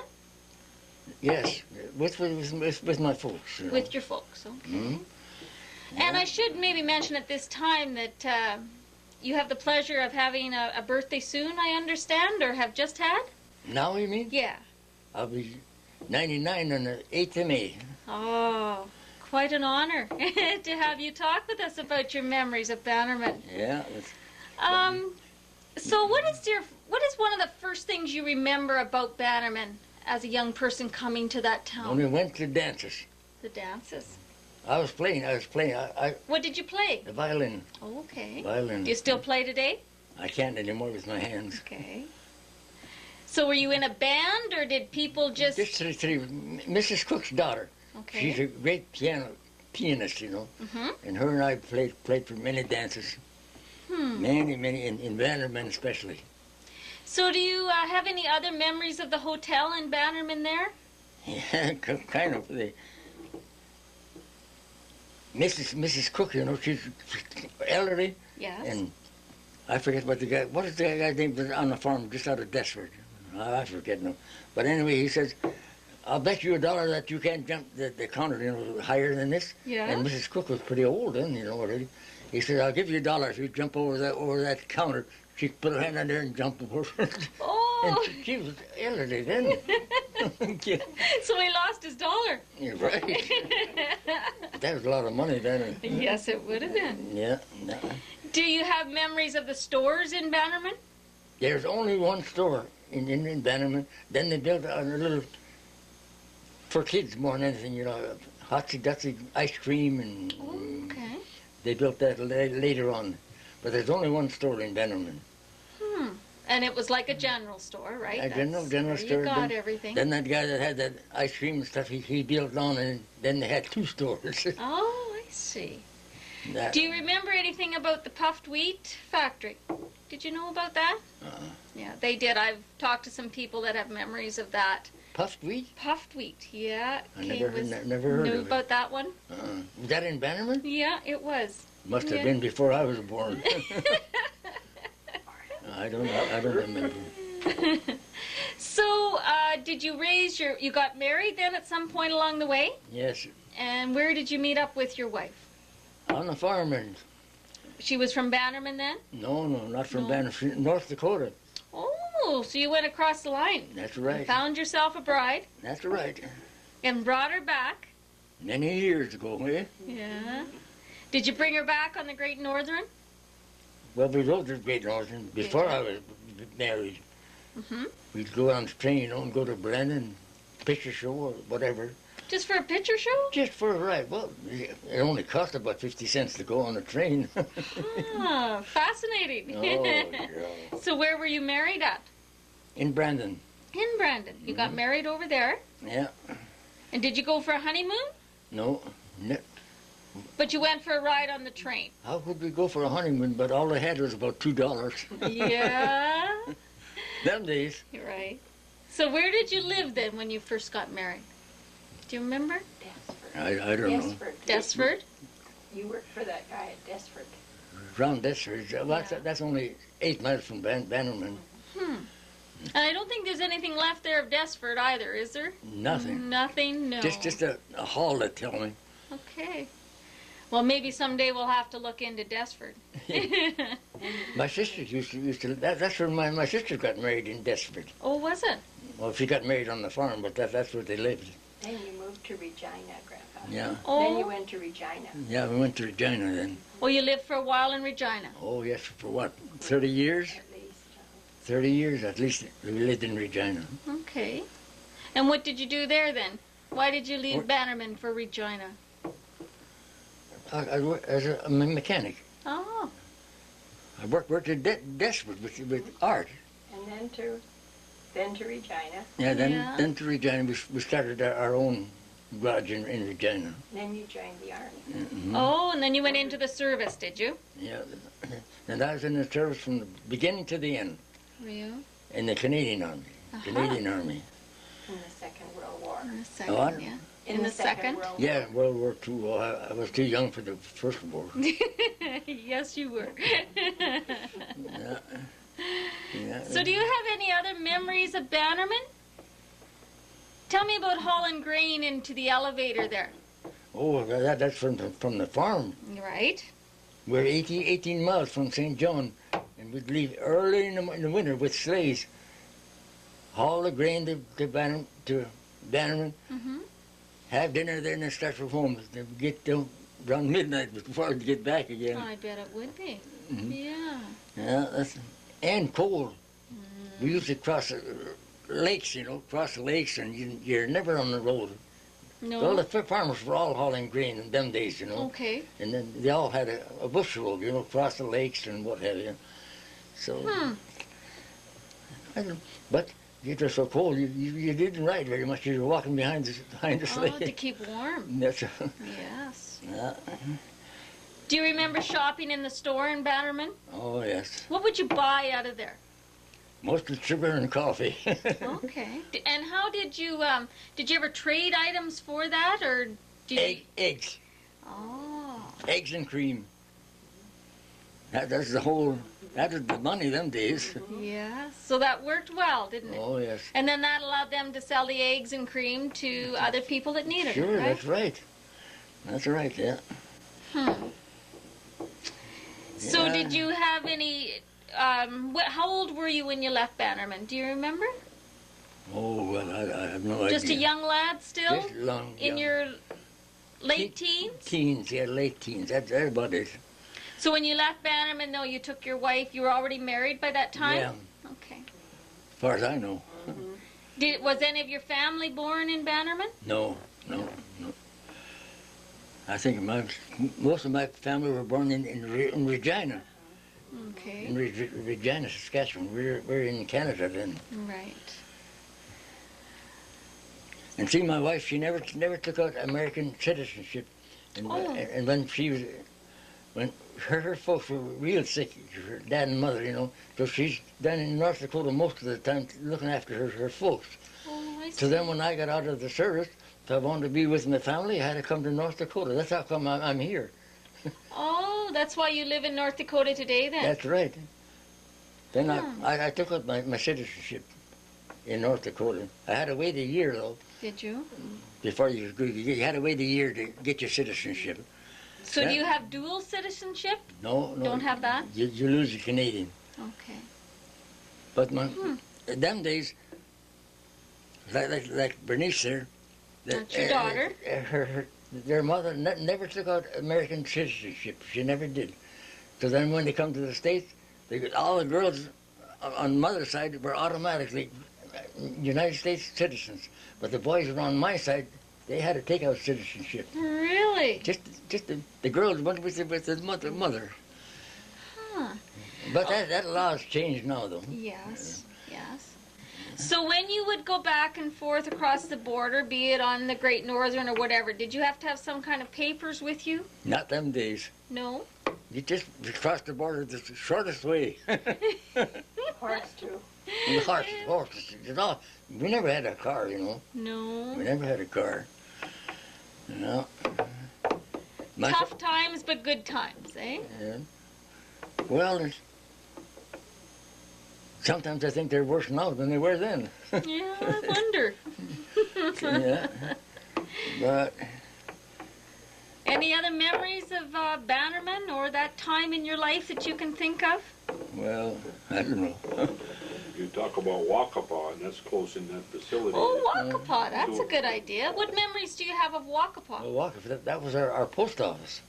Oh, you didn't get your mail in Bannerman? No, never did. And why was that? We were 6 or 8 miles from Bannerman. Wakapa was our town. Oh, okay. And our farm was 3 miles from Wakapa. But you went to Bannerman because that's where the elevator and that was for grain, right? That's right, and we went over there to play for dances. And, well, of course. You didn't want to do that in Wakapa? There wasn't anything. No? No? Didn't have a dance hall or anything like that? Never had nothing. Nothing? Then in Bannerman, they started too. The Mrs. Cook, they had the dance hall, then the pool room. They had built a pool room, then they started to dance too. So they're running opposition to each other. Oh my goodness! That was fun. How much would you get for playing at a dance? What do you think? I don't know. They take up a collection, you know. Oh, would they? And people put in nickels and dimes, you know. So sometimes you get 50 cents if you're lucky. Generally about 25, 30 cents. Yeah. And then they play till 2 or 3 o'clock in the morning. Wouldn't let you go home. Them days, you know, now they quit at 1 o'clock or whatever it is. That's it. Now we play as long as they want to dance. One of the things we have talked a little bit about, and I'm wondering if you want to, or have any knowledge or anything you'd like to share with us, and that's about the prohibition from down in the States and some of the bootlegging that occurred due to Bannerman being a port of entry. Do you have any memories of any kinds of activity of that sort? Yeah, there's a big bootlegger. Was he? And he used to smuggle drinks, you know, across into the States. Now, I went with him a couple of times. We cut through the bush, go across the boundary, never report, nothing. No? Then get into the States, and then he had a place in the elevator. And he used to hide it, put liquor, you know, But then he was hauling grain. He could hide the liquor and stuff in the grain, you know. Then he hauled it to Bannerman. Yeah. And you weren't allowed to have liquor in North Dakota, is No, that correct? That's right. Why did they do that? Do you... I don't know why. Well, it's a prohibition. They just Prohibition, yeah, that's... got that law, you know. They couldn't drink. Couldn't drink. So then when people wanted it, it was meant they had to do it illegally, right? That's right. Bootleggers. Bootlegging. That's what they call them. Yeah. He lived on the farm and he had a still, you know. Oh, did he? He made his own liquor, take it over to the States and sell it for good stuff. Well, I guess they thought it was good.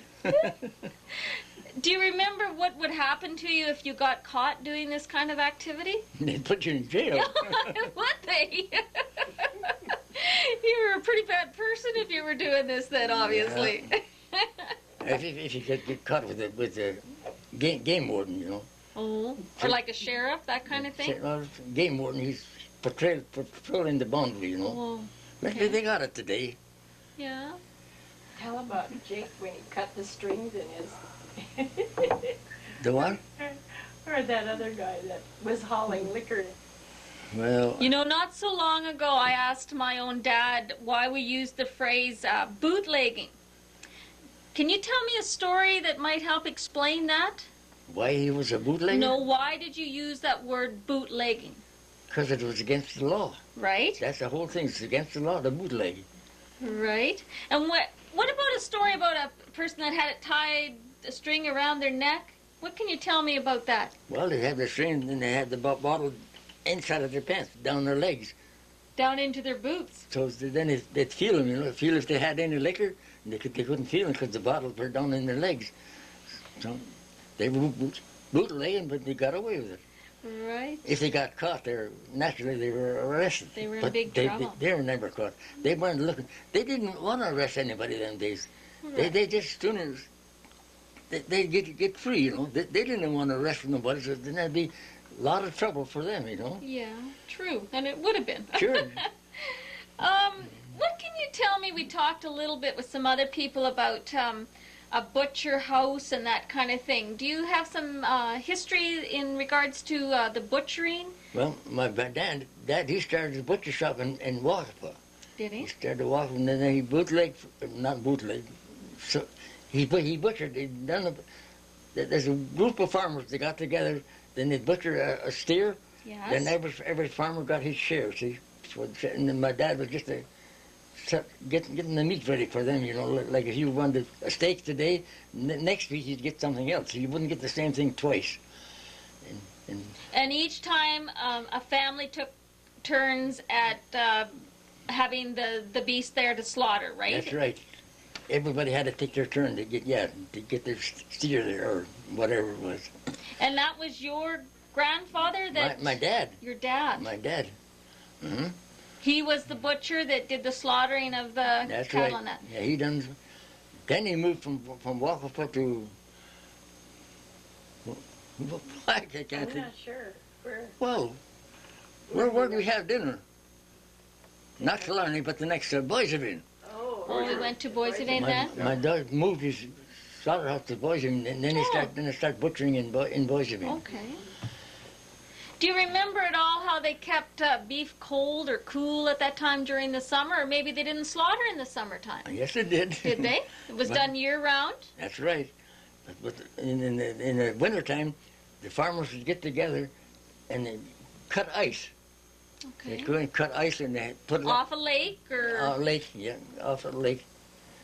Then they'd get that ice and then they'd put it up in this big building they had with a lot of sawdust.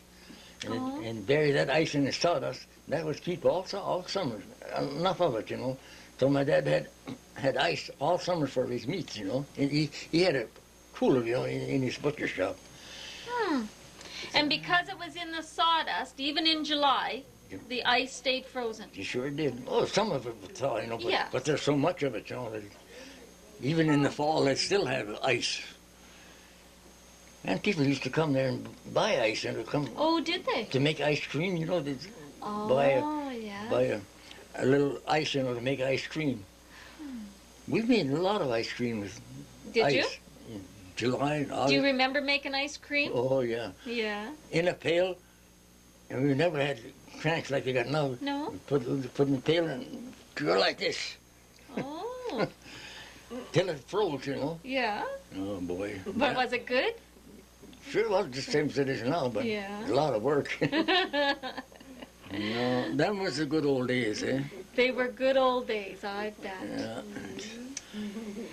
Well, Mr. Jasper, thank you very much for taking the time out of your busy day. It has truly been an honor to Well, sit and talk with you. Well, thank you. Thank you. It's fun to get somebody that's a little interested in what I used to do when I was a kid.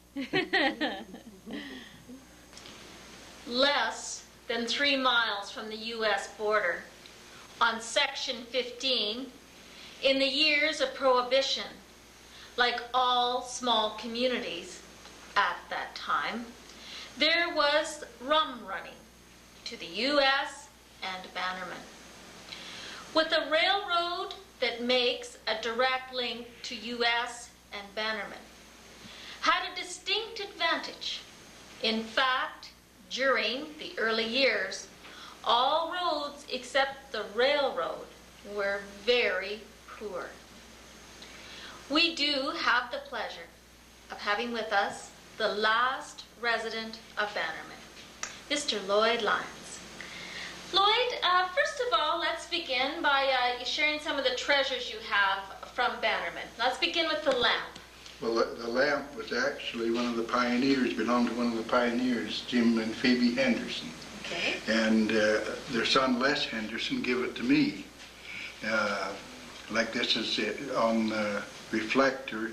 It's 1897 is the age of the lamp, and it's a Queen Elizabeth lamp because it's marked on the bottom around the burner. Okay. And Les felt that I would take good care of this, which I have. Yes. And it's So that would hang on the wall in a house, say, or a yes. barn, or whatever you needed light with?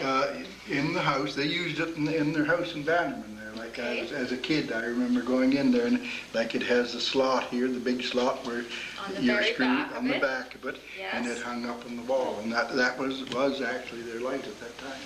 And the reflector, of course, just enabled it to give more light, to right? give more light. That was the idea of it, yeah. Okay, so that was given to you.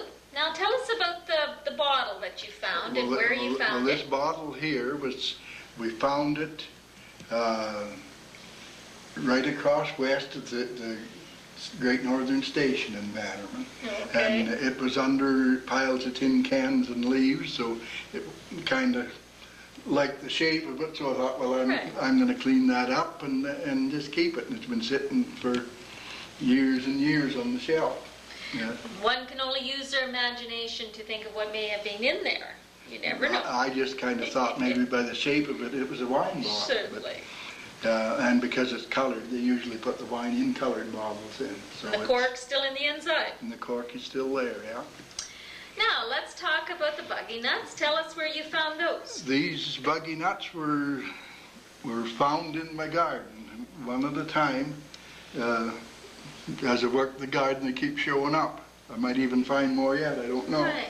But like the same old gentleman and his wife had the lamp here, he run a buggy, well, all week, but on the weekends he used to go way up into the Turtle Mountain pasture and with his buggy, and I imagine likely that's whose buggies they belong to.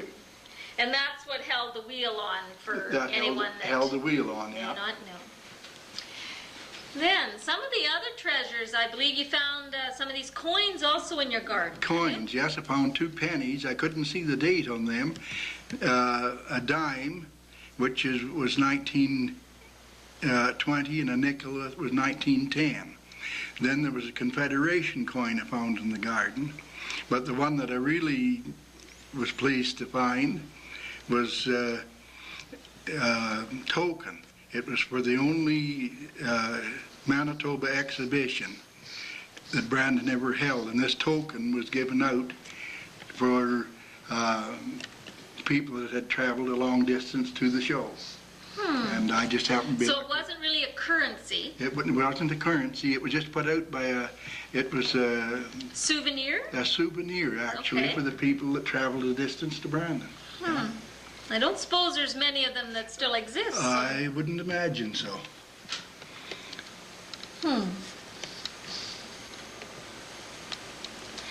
Okay, and then moving along, what else did you find in that garden? Well, the next item here is an old tube out of the battery-operated radios. They were all plug-in tubes, and working in the garden, I come upon this and I thought, well, I'll just keep that. That's something somebody used. Exactly. There was about 3 or 4 houses at one time right in that area, so...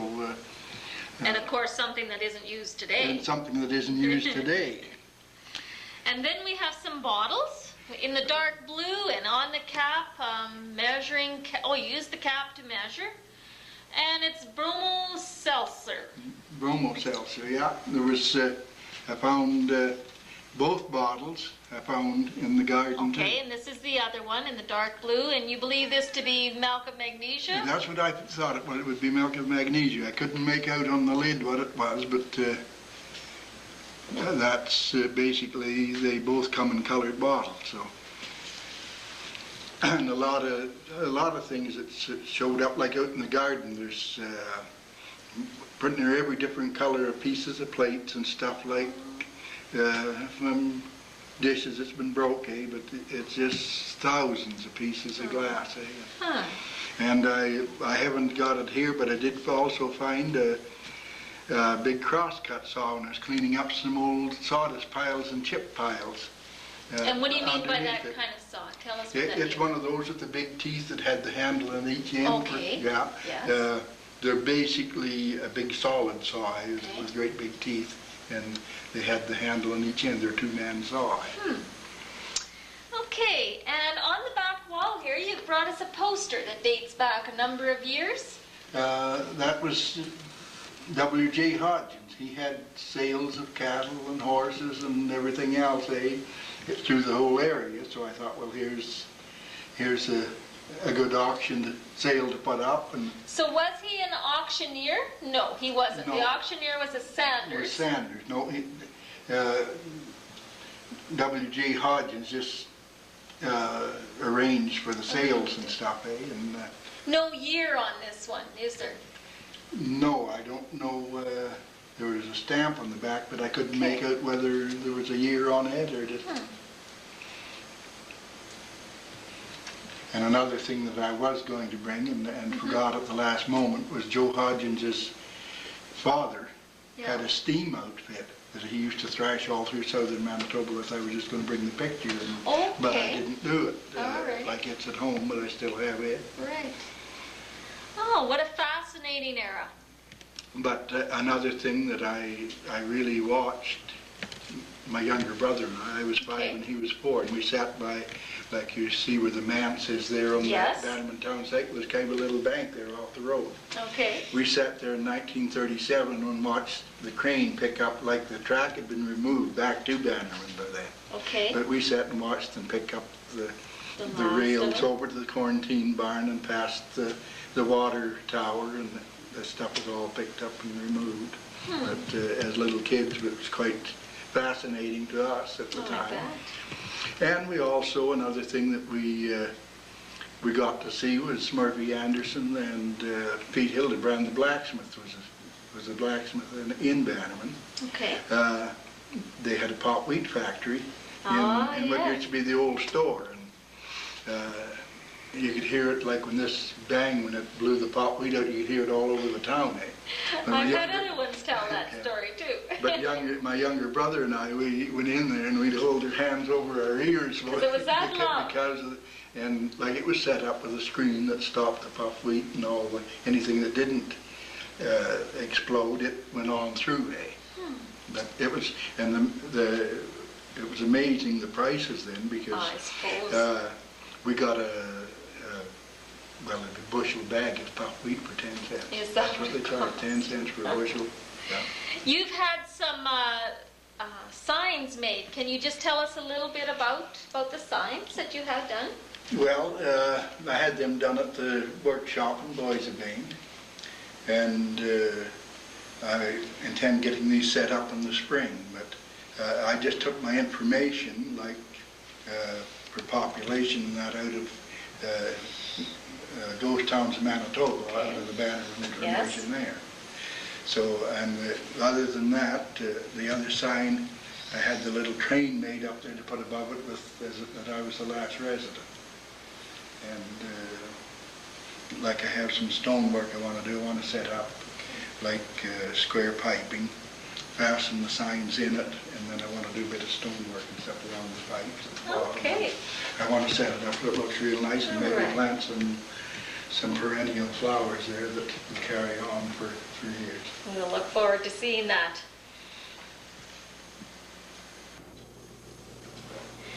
So Lloyd, tell me, whereabouts were you actually born then? I was born in Killarney. In Killarney. 1932. Yeah. So, where your parents lived in Killarney at that time then? Yes, my parents lived in town. My dad worked for the garage in town where Gib Lyons, it's actually where the Ford garage is at now. Okay. Yeah. So how did you end up back out in Bannerman? Well, my folks farmed for a while down southeast of Lena, and then we rented a house in Bannerman. Like the farm was sold, so they rented the house in Bannerman, and the house actually belonged to Mrs. Cook. That's who we rented it from. Yes, Mrs. Cook that owned the hotel. Yes, Mrs. Cook. And then we were there, as I say, we were there for 4. So what did your parents do then? You didn't still farm when you lived in Bannerman, did you? No, my dad was kind of handy. He worked in town for the Ford garage. He was mechanically inclined. He didn't have a trade as that, but he was good at it. And he overhauled the cars. Now, was that in Bannerman or in Killarney? In Bannerman too. Oh, yeah. So there was a garage in Bannerman. Well, no, this was in Killarney, but he done work in the yard there, like overhauled it at her house, overhauled cars and this type of thing. And then he worked, him and another chap there in Bannerman, Charlie Henderson, took the team, and they worked up in the Peace Gardens where you see all those flowers and everything in the Peace Gardens. Yes. Now they pulled the willows and everything out of there and to make those flower beds. And make flower beds and stuff. They worked for the government. And at that time, that was top wages, 25 cents an hour. Oh. And they got another 25 cents an hour for the team of horses. So how old would you have been when you first went to Bannerman? I was, that was in 1937. I was 5 years old. So do you have memories of first going there then, or? Oh, yeah. Tell me one of your first memories of Bannerman. Well, the first memory of Bannerman was, I guess, going in and looking over the house we're moving into. Yeah. And then one of the good memories of Bannerman was that's where I saw my first silent movie. It was put on by the International Harvester Company. It was kind of a comedy movie, like it was this farmer, you know, he figured he had everything in good shape, but he'd lean on the fence and the fence fell over and he went his head into the water to drop, and you know, just kind of. So where did you watch this at? We watched this in what used to be the old store. They'd already moved the stuff from it over into the Great Northern Station on the one end, but that's where we watched this movie, and there was quite a crowd turned up. Okay, and let's just remind again that it was silence. There was no words to this. There was no words spoken. There was writing under some of the pictures to say what was going on, but it was done good enough, really. You didn't have to read the writing to tell what was going on. And we just got a big laugh out of this as kids. But that was the only silent movie I ever saw, but it was put on, as I say, by the International Harvester Company. So tell me some more about Bannerman at the time. Like you're only 5, but what other memories of when it would have been slowing down by, I guess, that time then, would it? Yeah, there had been houses moved out, quite a few houses, like basements. You could see some of them, you could just see the low spots in the ground. But it was still, you know, fairly. The store was still there? right? The store was still there then, yeah. Do you remember shopping in the store or going there to buy things? Yeah, Blixhaven's. I remember getting gum and candy and stuff at the store, yeah. And it was in jars, or how was that done? Do you remember that? No, they like your candy and that, it was all bulk. You bought it and say 10 cents worth of candy, you get a bag about so high, little brown paper bags is what it was put in, yeah. And it was run by Tom Blixhaven. Okay.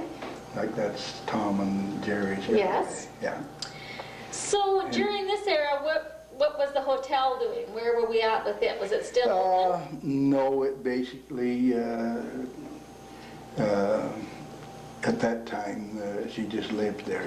There was no booze. That era had actually passed, I think, through the 20s. Okay. But did they still have dances there? Do you remember? Oh yeah, when I was a kid, they had dances there. Yeah, and they took.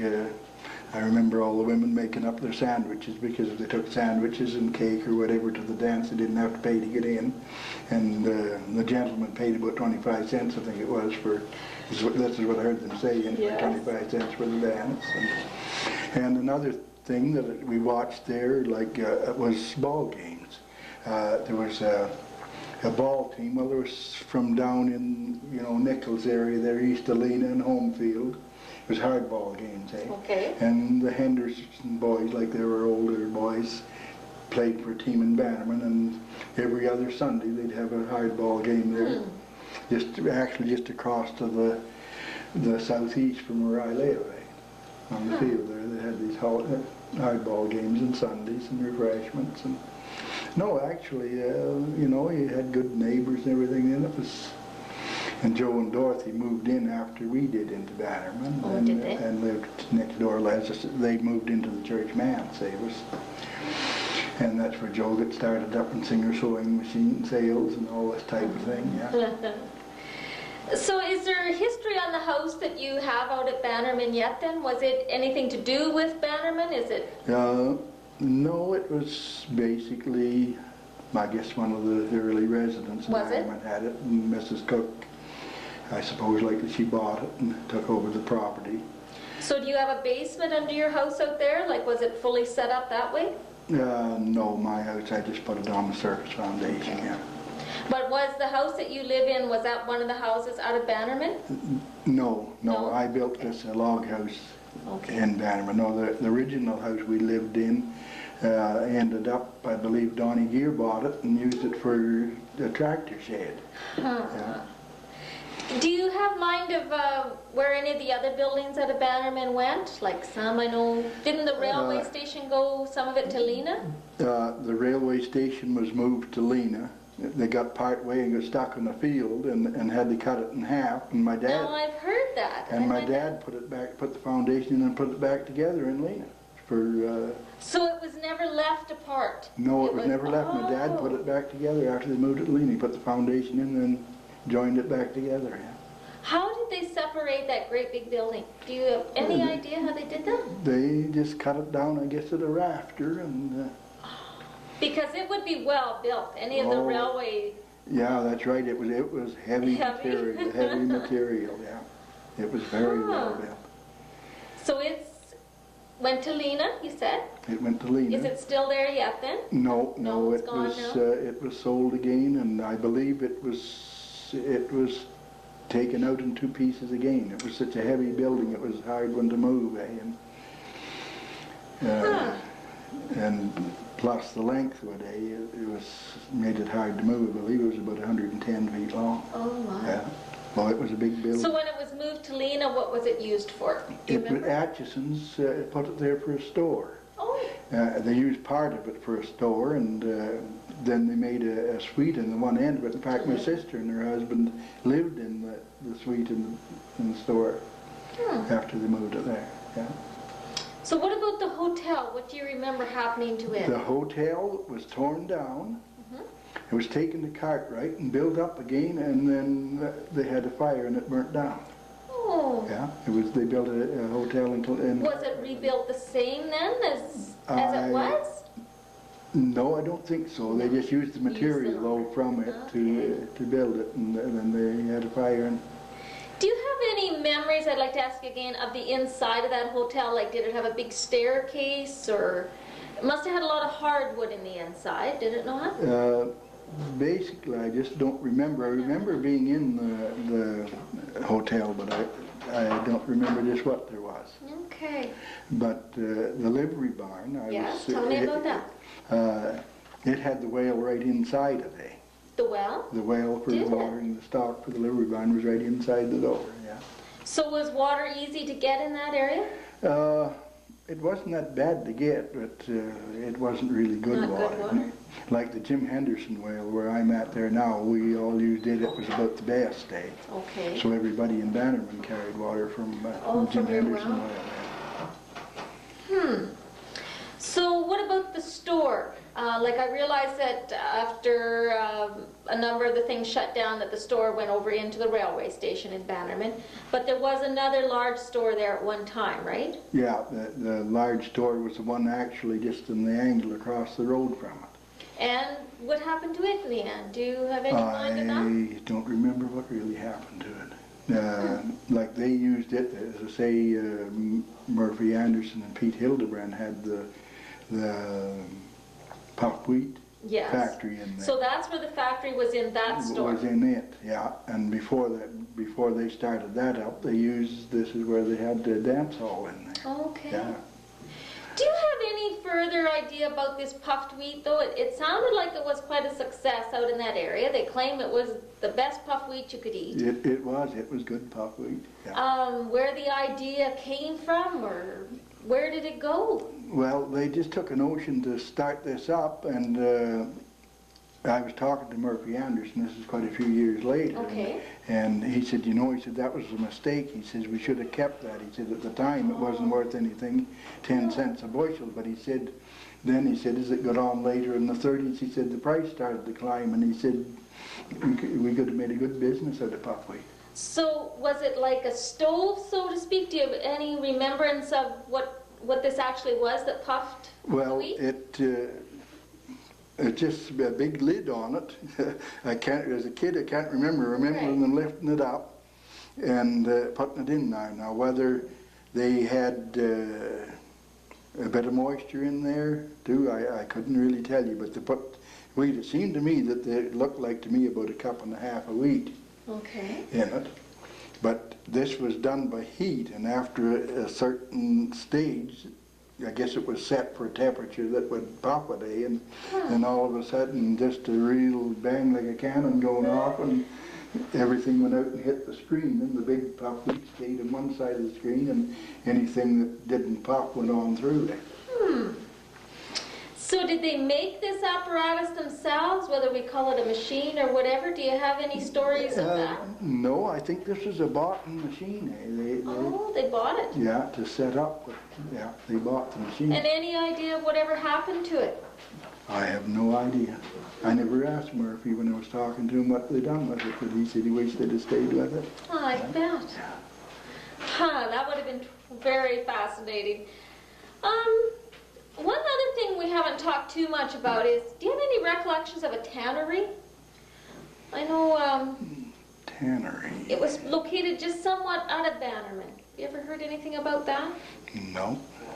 Okay, what about the butcher shop or the livery stables? What about those kinds of things? Well, they had the livery stables, and like I've talked to older people that said that Bannerman, at one time there was 2 lumber yards in it. Yes. Yeah. And sawmills? Do you have any idea about that? Well, the only thing I know about sawmills, like as it said in the book there, the chap that laid out Bannerman, and he also cut material for it, was come from across the line originally, and he had a sawmill back up in the Turtle Mountains, and sawed lumber, which was used in building. In the building. What about the blacksmith shop? Was it still there in your time? Do you have... Oh yeah, Pete Hildebrand still, like they had the puffed wheat factory, but he still... He had also the blacksmith shop, yeah, he still sharpened plowshares, and yeah.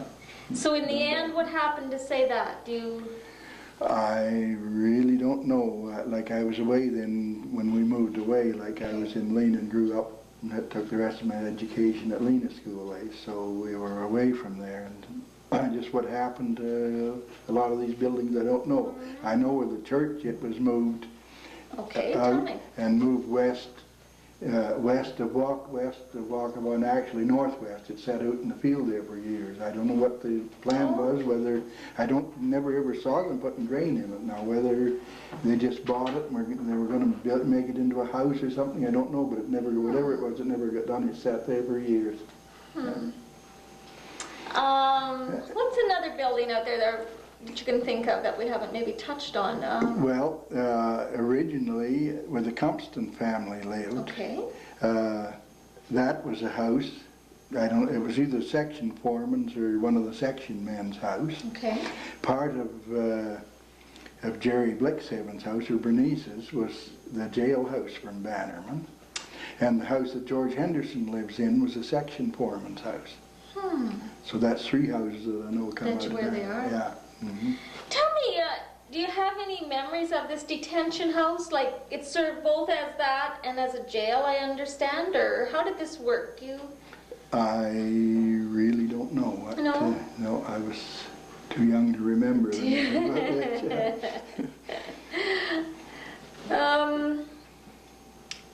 So out of all your memories of Bannerman, when you very first think of that town, what comes into your mind first of all? Well, I found it that, like as a kid, young lad in there, I found it the people all very friendly, real nice little town. Yeah. Yeah, and at a population of 250, that was a good-sized community out in that area, wasn't it? It was, yeah, for those years, for a small town, it was a thriving community. From, like, I've talked to older people, and they said there was always something going on. Yeah. So you attended school then at Henderson School, not in the church? Not in the church, no. We walked the mile out to where the Henderson School's at. We cut across, well, it was Myrtle Forsyth's quarter there, but at that time Goldie Harrison was on it. And we used to cut right through his property and meet his kids, and we'd all walk together to the school. Yeah. So how many years did you go to that school? Well, I didn't start until I was 7, so I would only go there for about a year and a half. Yeah. Oh. And do you have any idea how Bannerman got its name? Where that would have came from? No, I have no idea. No idea. Well, we're going to see if we can't figure that out yet, because I'm sure it must have some history to it, where we came up with that one from. Like they mentioned the name, I think, in the book there of the chap that laid out Bannerman. So whether there would be any information in that area about how it got the name. Right. When he laid it out, you would almost think, well, he already had the name for the town figured out. Right. Today, so. Well, these are great memories, and we appreciate so much the time you spent with us and the articles that you've brought along, and we wish you many years of happiness in Bannerman. Okay, thank you very much. It's Grand Fall Day out where Bannerman used to be. And I have a few of the folks here to join me that are going to give us an idea of just how things were situated in this town. So to begin off, by the Evergreens, Gene, what would have been over in that direction? Great Northern Railway Station was in there, and several of the buildings that belonged to the train people, like their maintenance shed and things like that. And actually, there was a jail over along there too, but it's gone now. Everything's gone except one house here. But and Vinny, what would have come along next then? We got at the rail station, then what would we have come? Well, the hotel is where those stones are there. Okay. The hotel is where the stones are, and then there was a pool room there, and a butcher shop along there. livery barn. The livery barn was on the other side, yeah, of the hotel, back of the hotel. Oh, and there was houses. Is he listened? Yeah. Oh, there's houses all where those trees are, way over in there. There were a bunch of houses, all the way down to those trees. Now, some of the rest you can see. Now, Irvin, out here, okay, we missed the lumber yard. Would have been right in that area too. Mm-hmm. And then out here, more so behind us, in there then? Houses? Yeah, there's houses all down through there, right over to the water they're putting here. Because we need to remember the population of this town was... Well, I don't know. They always said 222, but I don't know. Okay. And another spot you have to share with us is where were you born? Right there. On the other side of the fence, there was a house. There was a house there.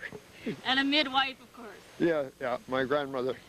By the way, there was a not bush away over there was a tannery at one time. It's on my property there now. It's the basement is still there, or the cellar, or whatever. But I don't know how much business they did, but it was a tannery anyway. So. And by a tannery, you mean what? For processing hides, make leather and things like that. But that's before my time. But they told me about it later, and I have the property that it's on now. But just at the edge of town here. So. Mrs. Culp, can you think of anything else? What about out here, be over to our left? What would have been out where these haystacks are? What would have been in that area? Not too much out that. Yeah, the picnic ground and stuff was out there. And I don't know too much. I only lived in Bannerman a very short time. Folks lived in Bannerman, I think, only one winter. And so that's all. But there's 2 or 3 section houses all up along the track over there too. And there's a water tower right down in here too. So how was the water tower built? With From pumps, a well? Pumps, I guess, yeah. Because there's no river running near us. No. A well. Just a well. No, A quarantine barn? Yeah. And the fence, there was a big fence there because this was all of livestock come through here on the train, had to stay here for a week or 2 weeks to be vaccinated. And that's that point again that they were coming from the United States, right? Yeah. And what was the name of this rail line? Great Northern. Great Northern, yeah. And Don's, my husband's dad, was stationed here for many years. So, what years do you think Bannerman would have been booming? What do you think? I don't know if it boomed for 30 years or not. I doubt it. Well, it was, as far as I know, the train went through here to begin with in about 1906, and it was 1936 when they took the track up. So that would be the years that... Yeah, that would be the boom years, if there was boom years. Pretty down, pretty much. There wasn't much going on. We had a store. Your church was right there behind that fence, and Manse was there. And what was that red building? It was a tin building that was in there. The church was here. Yeah. And there used to be houses along here too. So this road that we have here, would this have been an actual street in the town of Bannerman? The road was over there farther. But this was a street here. It continued on. You see the ruts continuing on up that way too. Oh yeah, you can see the ruts there. Yeah, that's right. There was a house, just one house. There was 2 houses down in there. Yeah, your grandmother was in the one down at the corner. Well, one time, but in the beginning she lived over there. Oh yeah. Yeah. Because there were more houses in there. Well, it's hard to imagine what was once here, but it's a lovely spot, and it certainly is a part of the history of this area.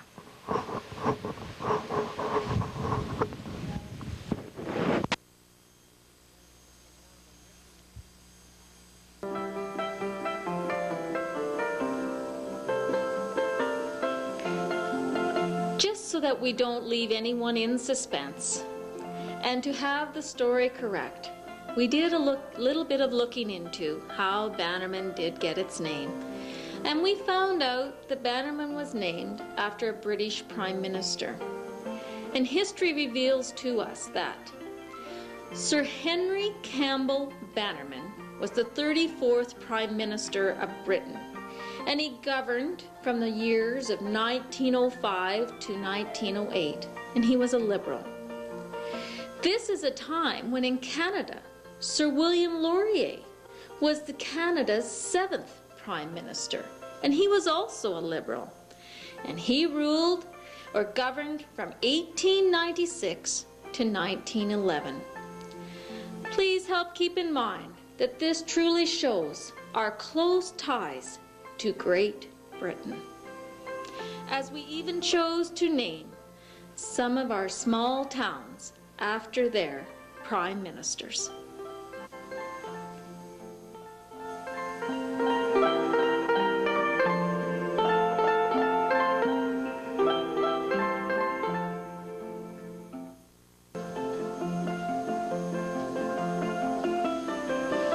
What could it have been like to create a town from the very beginning where there was nothing, not a building, no people, no stores, nothing? That is what was created at Bannerman, a town that within its boom day had a population of 250 people. And this day is virtually a ghost town. We should always remember to cherish those memories of the past, and we have tried to document some of those so that we have them forever. And may you remember to look to the past for guidance into the future. I found a poem that talks about a little town, and the author is unknown. It goes like this. A little town. I like to live in a little town where the trees meet across the street, where you wave a hand and say hello to everyone you meet. I like to stand for a moment outside the grocery store and listen to the friendly gossip of the folks that live next door. For life is interwoven with the friends we learn to know, and we hear their joys and sorrows as we daily come and go. So I like to live in a little town. I care no more to roam, for every house in a little town is more than a house, it's a home. This is Sandra Racine and E.T. signing off from the Westman Communications Group of Killarney.